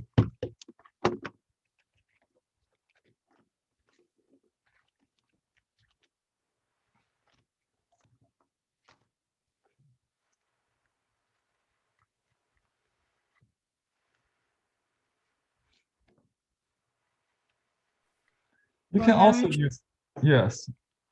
Should I wait it to dry to apply color or just wet on wet? You can, yeah, you should wait to try. I try to catch up the time. You can just watch me for now. I put a umber on the back side, so it will not cover the ink. It will not cover the ink. Yeah. Okay. And let me see if there's any other place. Yeah, it will make it smear sometimes. Let me see. I use overnight ink. It may keep the stroke better.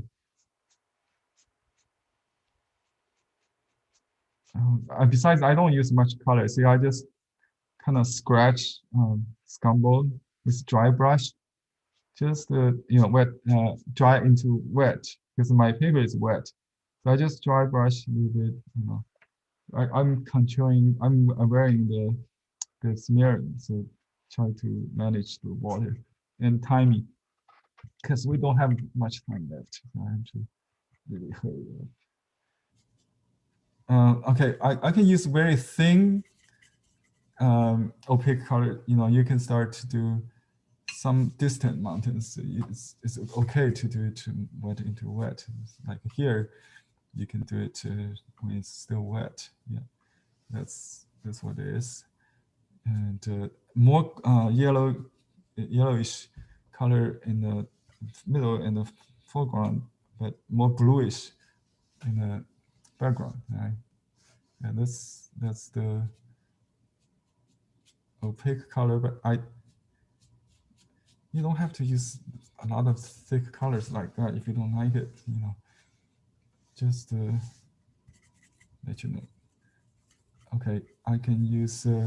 I can start to cover it just to see, just test the water. You see, I can cover it already.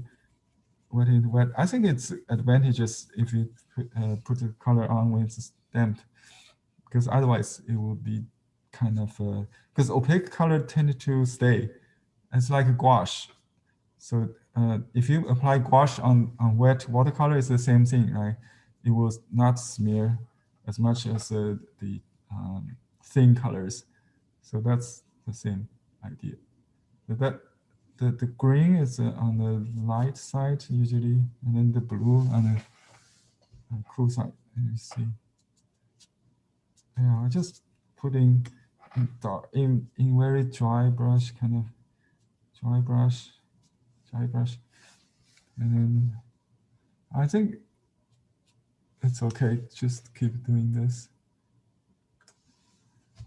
So I have some yellow, some blue, and some brown. I just mix them up. You can use the mineral green. What kind of green of this? It's yeah, this 石绿, the 593 and 493, 593, 493. That's the two kind. I adjusted to somehow. You can add, you can add indigo, maybe make it bluer. But that green he used is cobalt or something more vibrant. I don't know. He probably used the Western color, cobalt blue. We have cobalt blue here. Let me show you. Let me just take it out and then grind it. Hey, see that? The same color, right?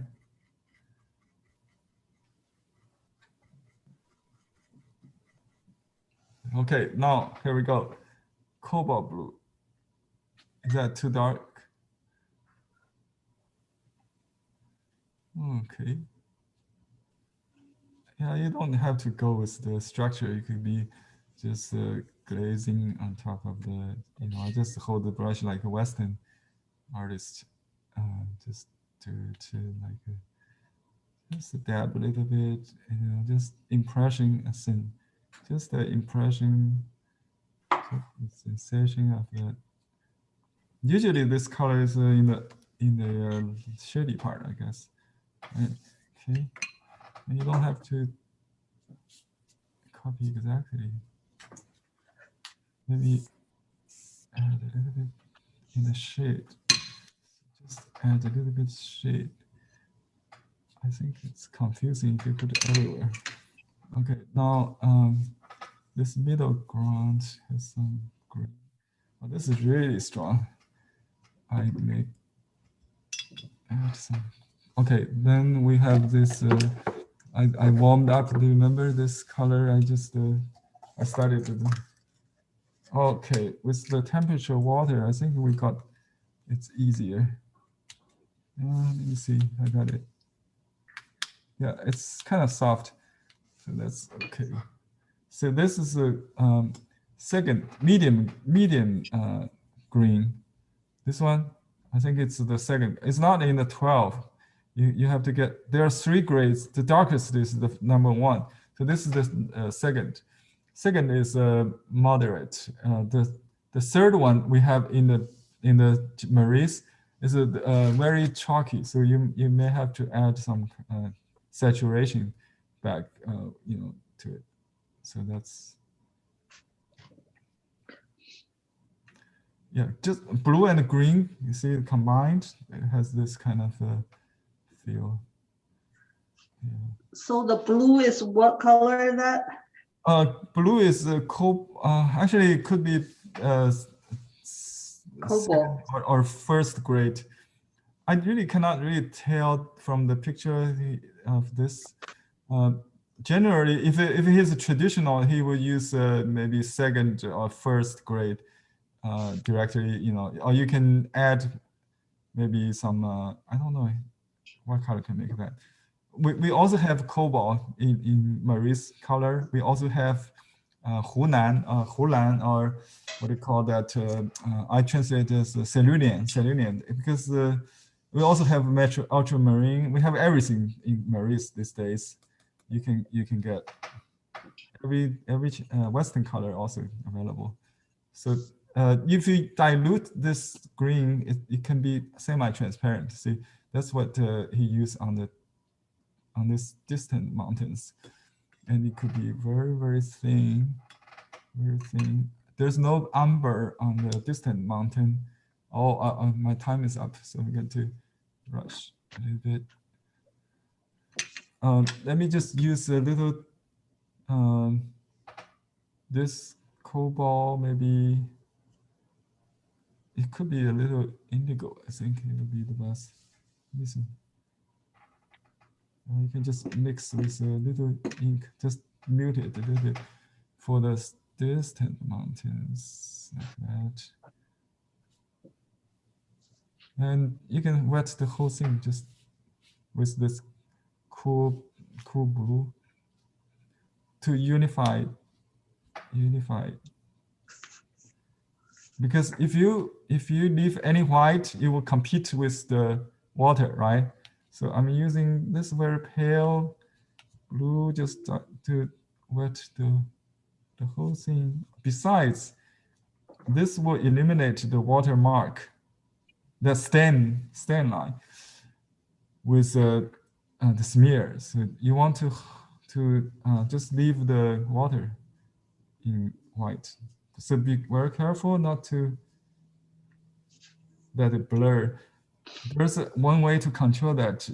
If you want to keep that white, apply some clean water.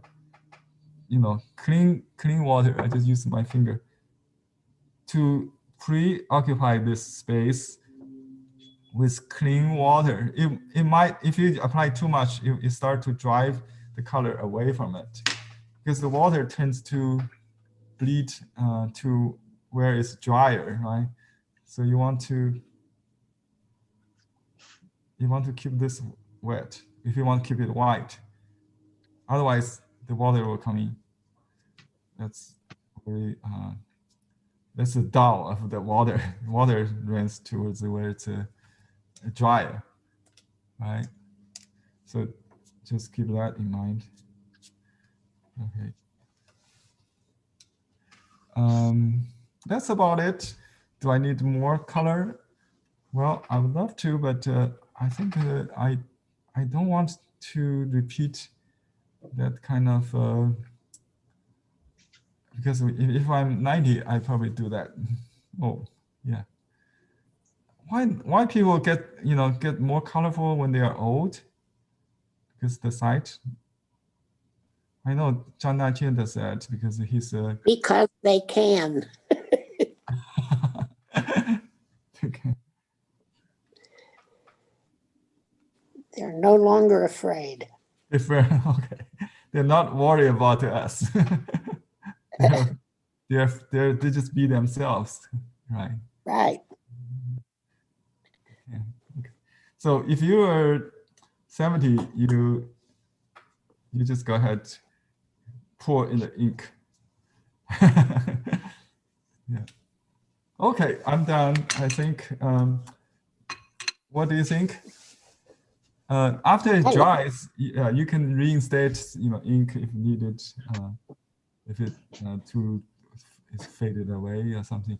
I don't think there are some color.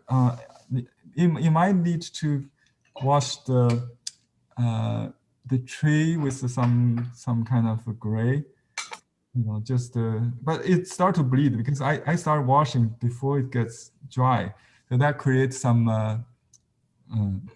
hollow, some kind of smear that soften the tree.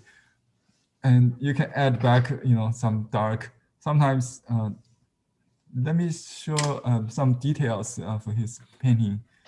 I don't know if you can enlarge this one, but I do have some like very close up views of this. I think it's kind of slow. Oh, this tree is a close up view. Here, that's the water. That's his. Oh, this one is almost like the painting we did, right? You can see the interaction with color and ink.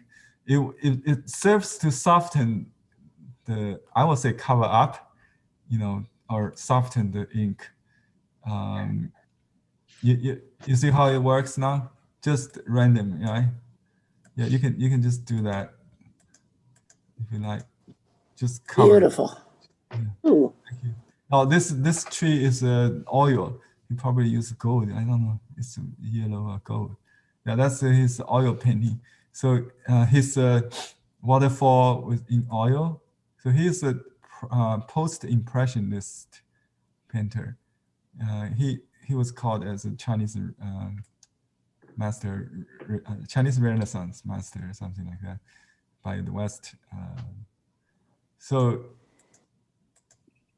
yeah, I think when he does the Grand Canyon, he has got this Huangshan experience. So I see the composition is borrowed from Huangshan, like the one we did. He make the trees in the front look much larger and then immediately shrink it to the far distance. You can see how this pouring ink, pouring color. I think this is a cobalt, probably. Oh, it could be ultramarine color. So Henry, the blue, it is because of the light of sun, or it's a tree? No, he has. This is a very emotional approach. Color appeals to emotion. According to Matisse, line is a rational thing, right? Spiritual thing, and the color is emotional. So you decide what color depends on your emotion, your sensation of color. Yeah, I like the blue color, but once they ask me, it's not a scientific. It's not Monet kind of. They already passed that.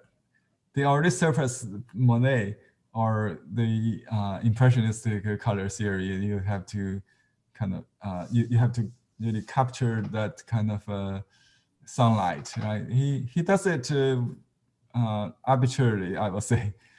Maybe Peter, someone else can explain this question. What's the base for his color, like a red, yellow, and blue? I think here you can see. I don't know, but I don't. It's not local color. It's not local color, right? That's the Local color. It's based upon an emotional response to the what he wants to, the emotion that he's feeling. He's trying to express his own emotion. Yeah, yeah. It's an emotional. So you can explain. Is this the Fauvist theory of color? I read in art history about color. That's what they say, right? The forest, you think? Fauvist. How do you say that French word? 野兽派. Okay. Fauvist. Okay, I got it. Fauvist, right? Forest. Foliage. Polish. Uh-huh. It's not French. Oh, okay. Oh, Polish words. Okay. Thank you. Henry, Yeah. Henry, the cobalt color, the number is 451.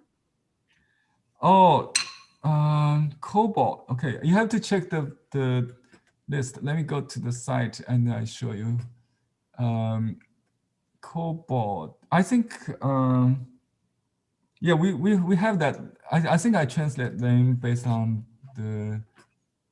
Okay, let me go to the website and show you what color I use.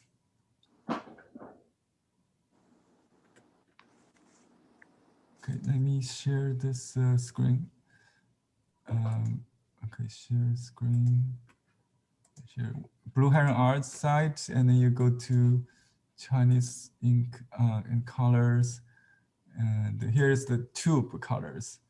Okay, the tube we sell individually. 448, Henry. Yeah.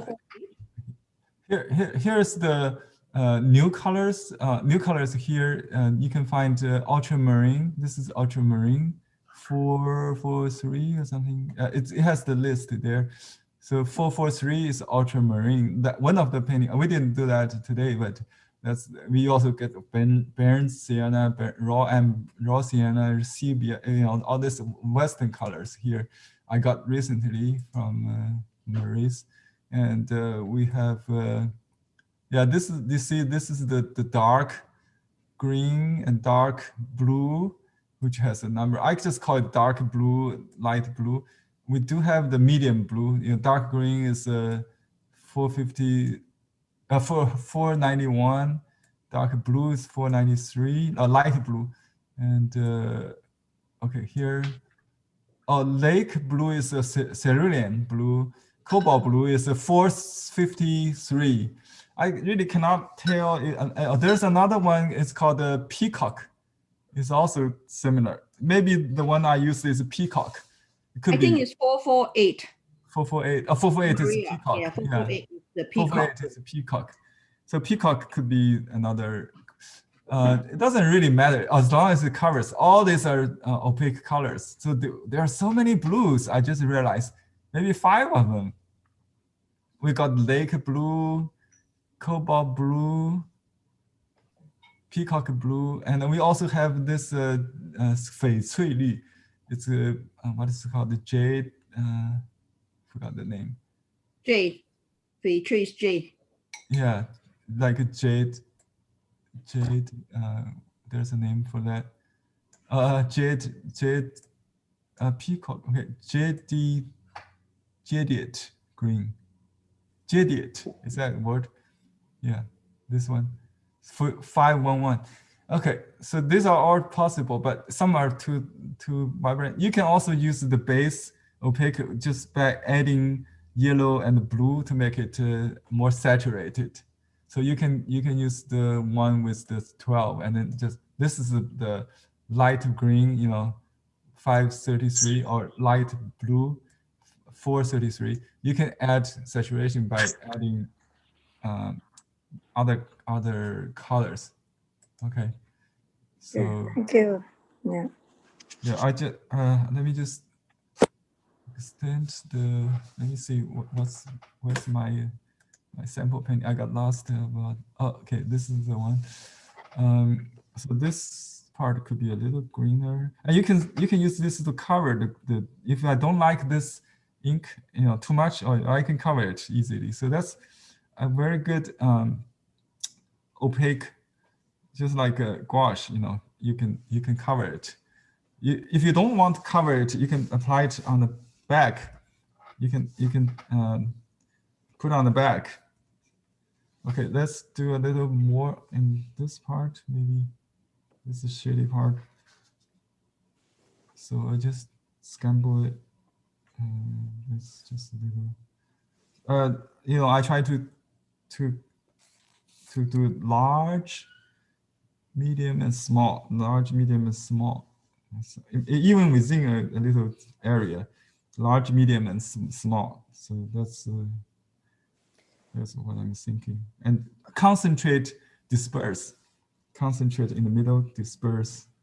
Maybe and this color is going to smear when you wet mount it. So dry mounting is recommended. If you want, you can let me see. You can apply after mounting. I'm thinking, or spray some fixture. I think someone can share that information. To fix it before you mount it.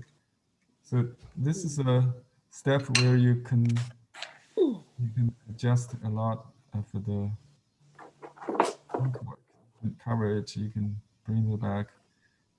So you can see I can ink could be still painted on the under that, so I can easily recover. So it will take forever if you want to just do this fine tuning thing. And that's basically the process. We start from the ink skeleton, and then ink wash, and then the color, opaque, transparent color, semi-transparent color could be, and then opaque. Usually the opaque is on the back side, or very thin, not covering the ink, but with the contemporary art master like Liu Haisu and Zhang Daqian, they pour the color directly to, maybe influenced by the dripping, or Jackson Pollock kind of abstract expressionism. I'm not sure. And people always try to argue if Zhang Daqian influenced Liu Haisu or Liu Haisu influenced Zhang Daqian. They about to paint in pouring ink and the colors about the same time in early 80s. Both reached the age of 80s, I think. After they're in the late time. So I think it's pretty much like an 80s style. So I try to maybe, you can pour, instead of pouring this kind of color, you can pour some lavender, maybe something more fashionable, or rude, or I don't know, some other colors maybe. Excuse me, Henry, this is Emmeline. Is Zhang Daqian still alive? Oh yeah, let me turn that off. So you have some private questions, okay? No, I just want to find out if Zhang Daqian is still alive. Oh, Zhang Daqian. Yeah. I thought it was a live broadcasting. Zhang Daqian, no, Zhang Daqian died before Liu Haisu. I think in the mid 80s maybe. Oh, really? Oh. Yeah. Zhang Daqian is an old master. He's yeah, I like him a lot. Yeah, he's okay. Next lesson we'll introduce a good friend of Zhang Daqian. Actually, they are all know each other. Liu Haisu and Zhang Daqian also know each other. Of course, they lived in Shanghai in the 30s and 20s. And so Huang Junbi was a good friend of Zhang Daqian. Both of them copy methods of, like ancient, they can forge ancient paintings, great forgers. So they, when they meet, they will challenge each other. So Zhan Daqian will challenge Huang Junbi for make a fake 世套, and Huang Junbi will ask Zhan Daqian to do a 世戏. Both are Huangshan masters, right? We learned that in our class. So it's just their game to kind of showcase their knowledge and the skill of in ancient tradition, but both of them are very contemporary also. So that's okay. Any questions and comments? Let me see. There's Thank you. Thank you. Let me see. Hi, Henry. Only about to join the class as I did not have. Oh, for the link to Zoom, you can recycle any previous class link. It's the same for the entire course or series. So the link was sent 1 hour before the class started today. If you didn't get it, you always you can write it down. You know, the meeting ID is in the email sent to you, and you can just join meeting with your meeting ID, and you have to log into the Zoom, I think. Yeah, we'll send the recording for review. If you missed the part of it, I'm sorry. That just let you know, if you missed the email, you can always find, you know, you can use the previous class one instead of it's the same. So just let you know. Okay, so I'll see you next week. It will be our last of this series, and I hope you have time to sign up for the next one. We do have some new products, like a paper with a fan-shaped border available online. You can order, and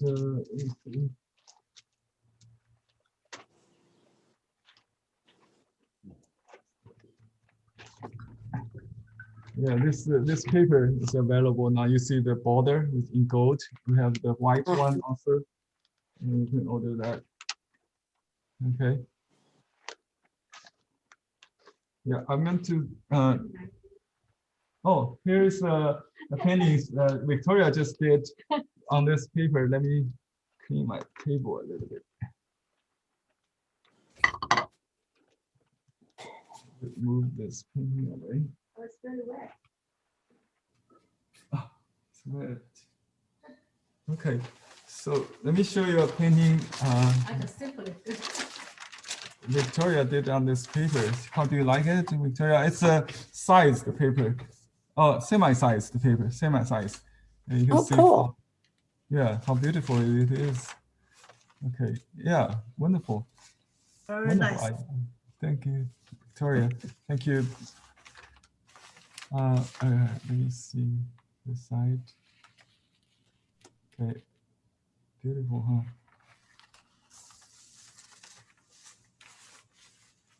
Let me put on the large screen. Oops, sorry, I turned it off.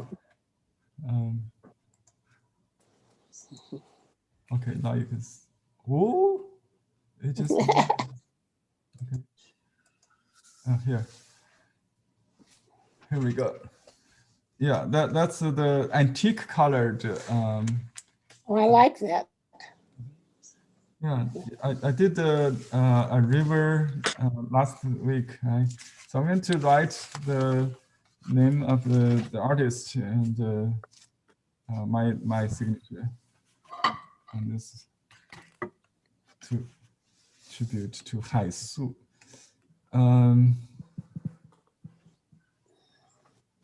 Let me see how we write. He has a.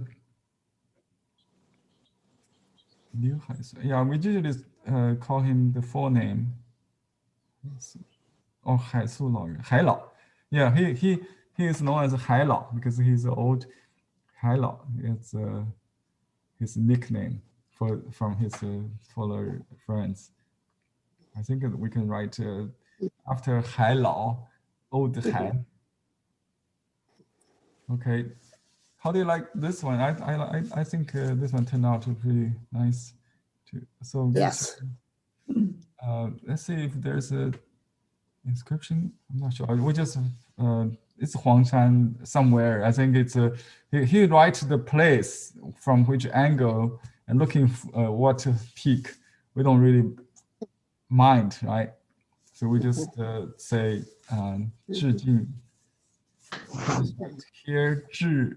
I think Victoria is going to teach you how to write this in the calligraphy class later, and let me zoom in a little bit. So she will broadcast on YouTube too. 致 means to pay or to, yeah. 致敬. 致敬海老.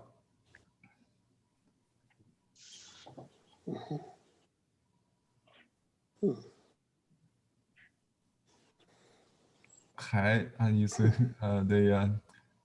this cursive style.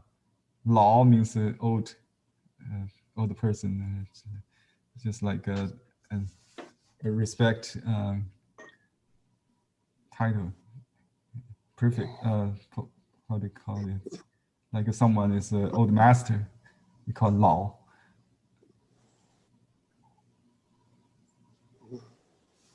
Lao Hai will be a different meaning. Hai Lao is an old master. After, I like. yeah, old master. Okay, Hai Lao, and this is the year of rat still. 庚子末 end of rat.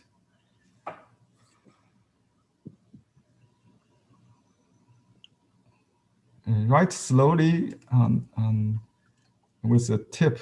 That's his style. And he learned from the same master as Xu Beihong. Kang Youwei. Yeah, he's a advocate of the Jingshi school. You know, the steady writing calligraphy, not the paper kind of copybook. So I'm going to put a little seal, a small one maybe. On landscape, I use smaller ones so I would not destroy the proportion. Should have a book under it. We can just use a book. Okay, and right here. Just make sure that it's not upside down. I put the signature on the side. If you got my seal, that's the. And you can put another seal here, but just leave it open. Fine.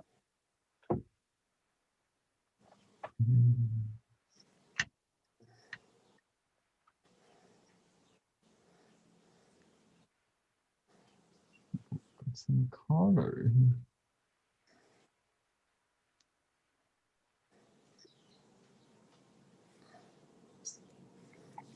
Okay. And this one is not dry. Did I do another one? I forgot.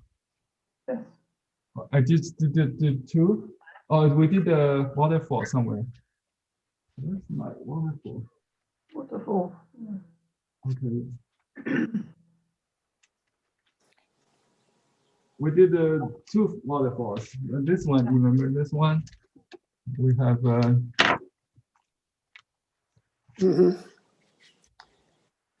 Okay.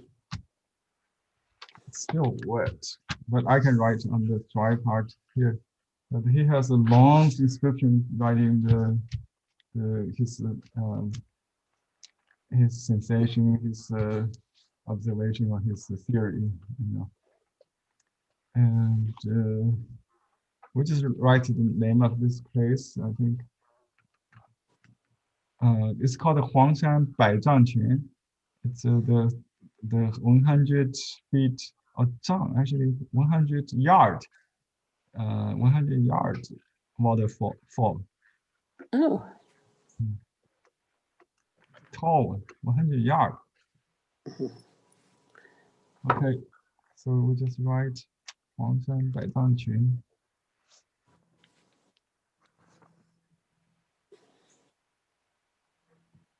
Yellow mountain. 100 zhang yard. 泉 is a waterfall here. There's a泉usually including this lower part. That's probably it is, right?泉,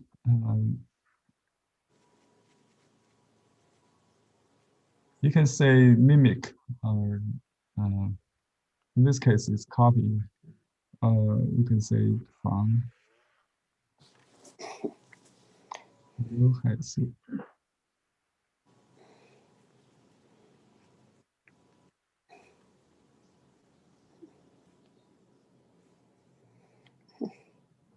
Su is minute.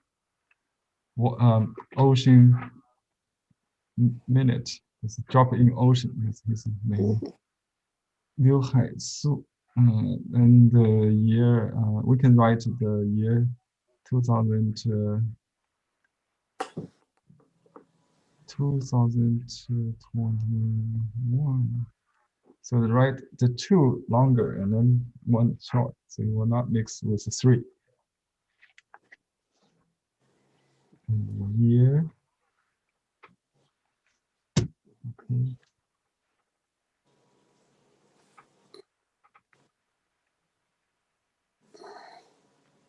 And my name, Xiaohui. Okay. And I use a little larger seal this time to match the size of the character. That's the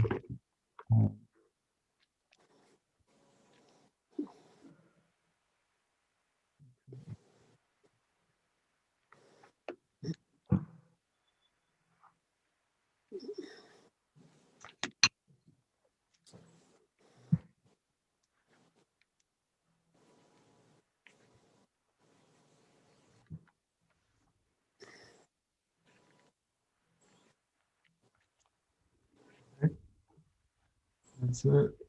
And the last one was still wet. So I'm going to wait and do it later. So that's the one.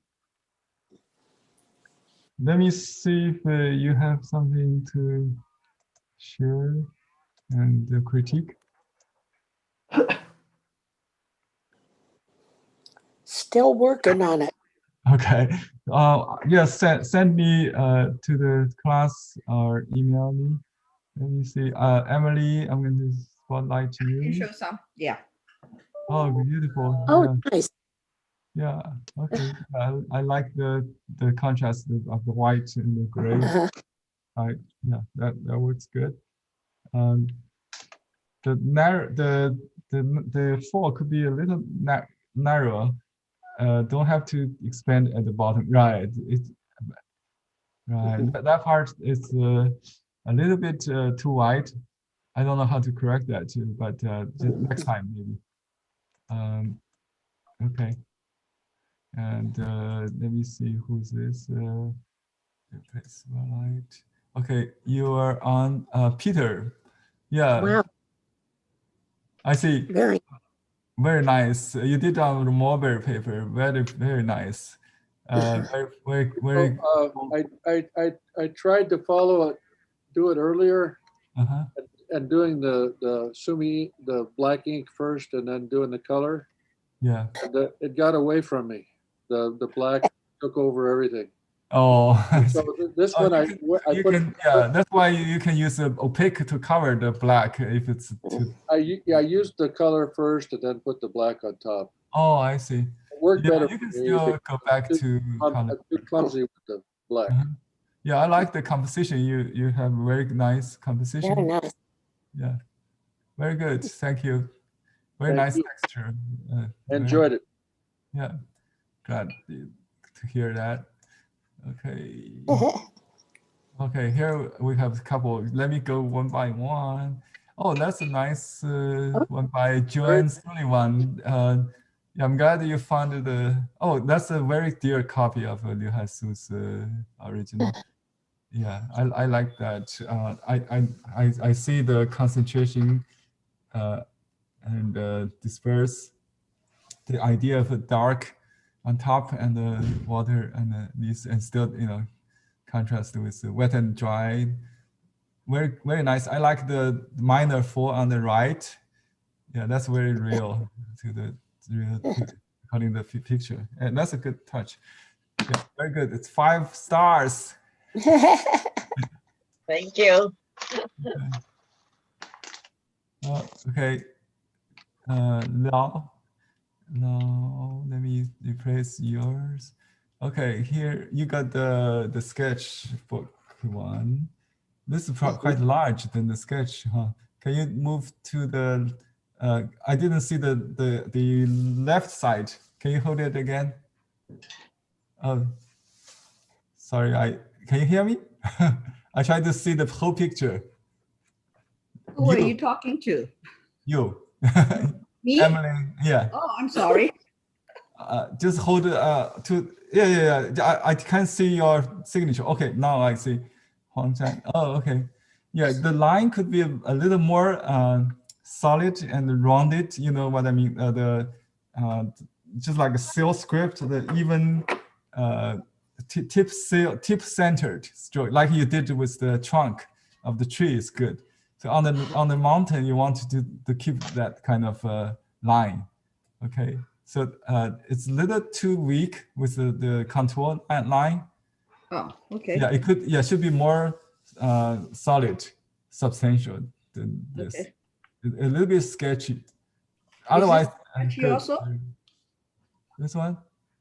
Let me see. You have another one. Okay, let me remove. Let me. Who is I still have you on. I'm not sure. Remove. Oh. Let me see. Let me redo you. Spotlight. Okay. Okay. You want to show this one? This one is not as good. I mean, it's a little too out of proportion. I think maybe the waterfall is too wide, and this lower rabbit didn't keep it leveled. It feels not grounded. Not on the. It's still in the air, not on the ground. So this upper part should be omitted. I think this little rabbit above between the street and the leveled one. Yeah, it should be a little careful with that. So you should do a little drawing before you use brush next time, I think, or you can use your fingertip to control the shape a little better. Otherwise, you'll be very good. You're very good on spontaneity, but you just need a little more careful with the controls. Okay. Control side, yeah. So thank you. A little more careful with the composition, proportion especially. Okay. Let me see, Daisy. You have waterfall. Okay, I like this. The line quality is very good, like the Liu Haisu one. The border is rounded. Good. Yeah, I have no. Do you have any question on this? No. Okay. No, I don't have a question. I'm interested. The Water Star paper seems to tolerate a lot of different things, and I guess I'm just exploring it. Oh, Water Star. Yeah, that's a nice paper. Yeah, it has some depth to that. Yeah, very good. Well done. Thank you. Well done. Hot pin. Okay. Okay.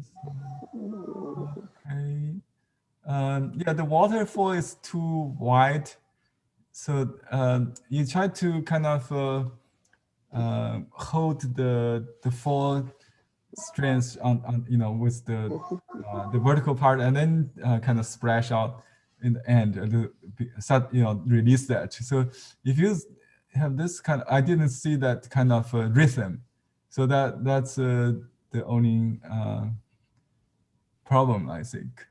You can still narrow the fall by half, just squeeze. I think we tend to have this tendency for beginners.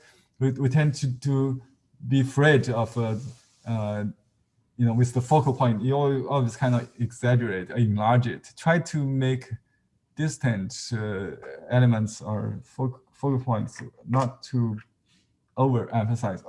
To amplify. That's what I think. The mouth of the fall could be narrower. Yeah. Okay. Okay. Thank you. You're welcome. And then this one. Oh, okay. Another one. Let me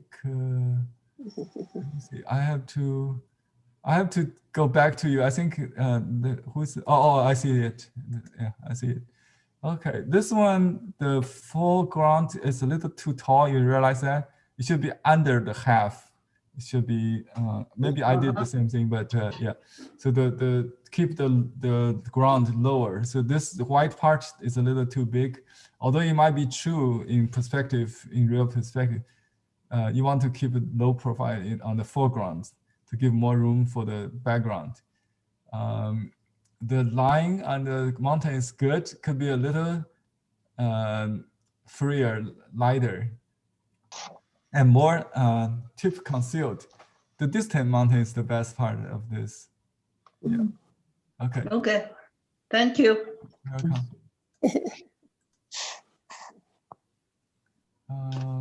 Any other? Okay. Let me see. Yeah. Yes. It's hard to show. Okay. Yeah. Okay. Yeah. Your fall itself is good. The stream underneath it become too big. So maybe reduce that by half would be okay. Yeah. So the dry brush, wet dry on the cliff is perfect. I like that. The skyline is perfect. Just the lower current. I didn't thought it was a problem. Probably, yeah, I should caution you guys next time when I do this kind of. So you're saying this part is too wide, or the bottom? Top half, no problem. Just the lower half, the river become like a. Should be even thinner. Yeah, just like a big, suddenly squared or become like a bloom. Too large. Okay. Just make that Z smaller. Make that Z too big. Yeah, okay. Too big. Too wide. Okay. Can I show you this one? I use white paint for the waterfall. Yeah. You can use white. This is so white. That's what it appears. It would light after it dries. Usually, I put white on the back. It will look more natural. If you put on the front, yeah. I added some white. Use white. I think his white is right on the front, so that's okay. But usually it's covered up on the dark. So if you use on white paper, it's not ideal effect. So yeah. I like it. I do like the tree. The silhouette of the tree is very nice. So the white should be either the clouds or the water, not the rock. Mm. Yeah. If you want the white, you use white to paint the clouds. But I in this case it's a mist. Mist has no shape. So if you paint like a remote cloud, it has this kind of shape. Then you can use white. With this painting, I don't. So I should use the white in the back rather than the front. Yeah, I will use only white to keep the waterfall white on the back, so the color will not bleed in. You can also recover white if it's stained with other color. You can recover that with white on the back to recover the waterfall. You don't need to use white actually if you're, in your case, unless you have a like a cover up thing. Yeah, don't use white. I think in Western painting too, they are very restrictive on white, very careful on white. Yeah, because white is very cold color. It's like snow. Mostly, you know, it has some color in it. It could be lavender, it could be yellow, something in it. You can warm it up or cool it with some lavender. So pure white is only too cool, like ice. Yeah. Okay. You can learn that from Western painting, how to use white. We borrowed from the West. Yeah. Okay. Thank you for holding that. Okay. Okay. If no more, we'll see you next week on the grand waterfalls in the world by Huang Junbi. Okay. I'll send you the note before class. I'll start drafting it this weekend. Okay. Henry, I have some questions.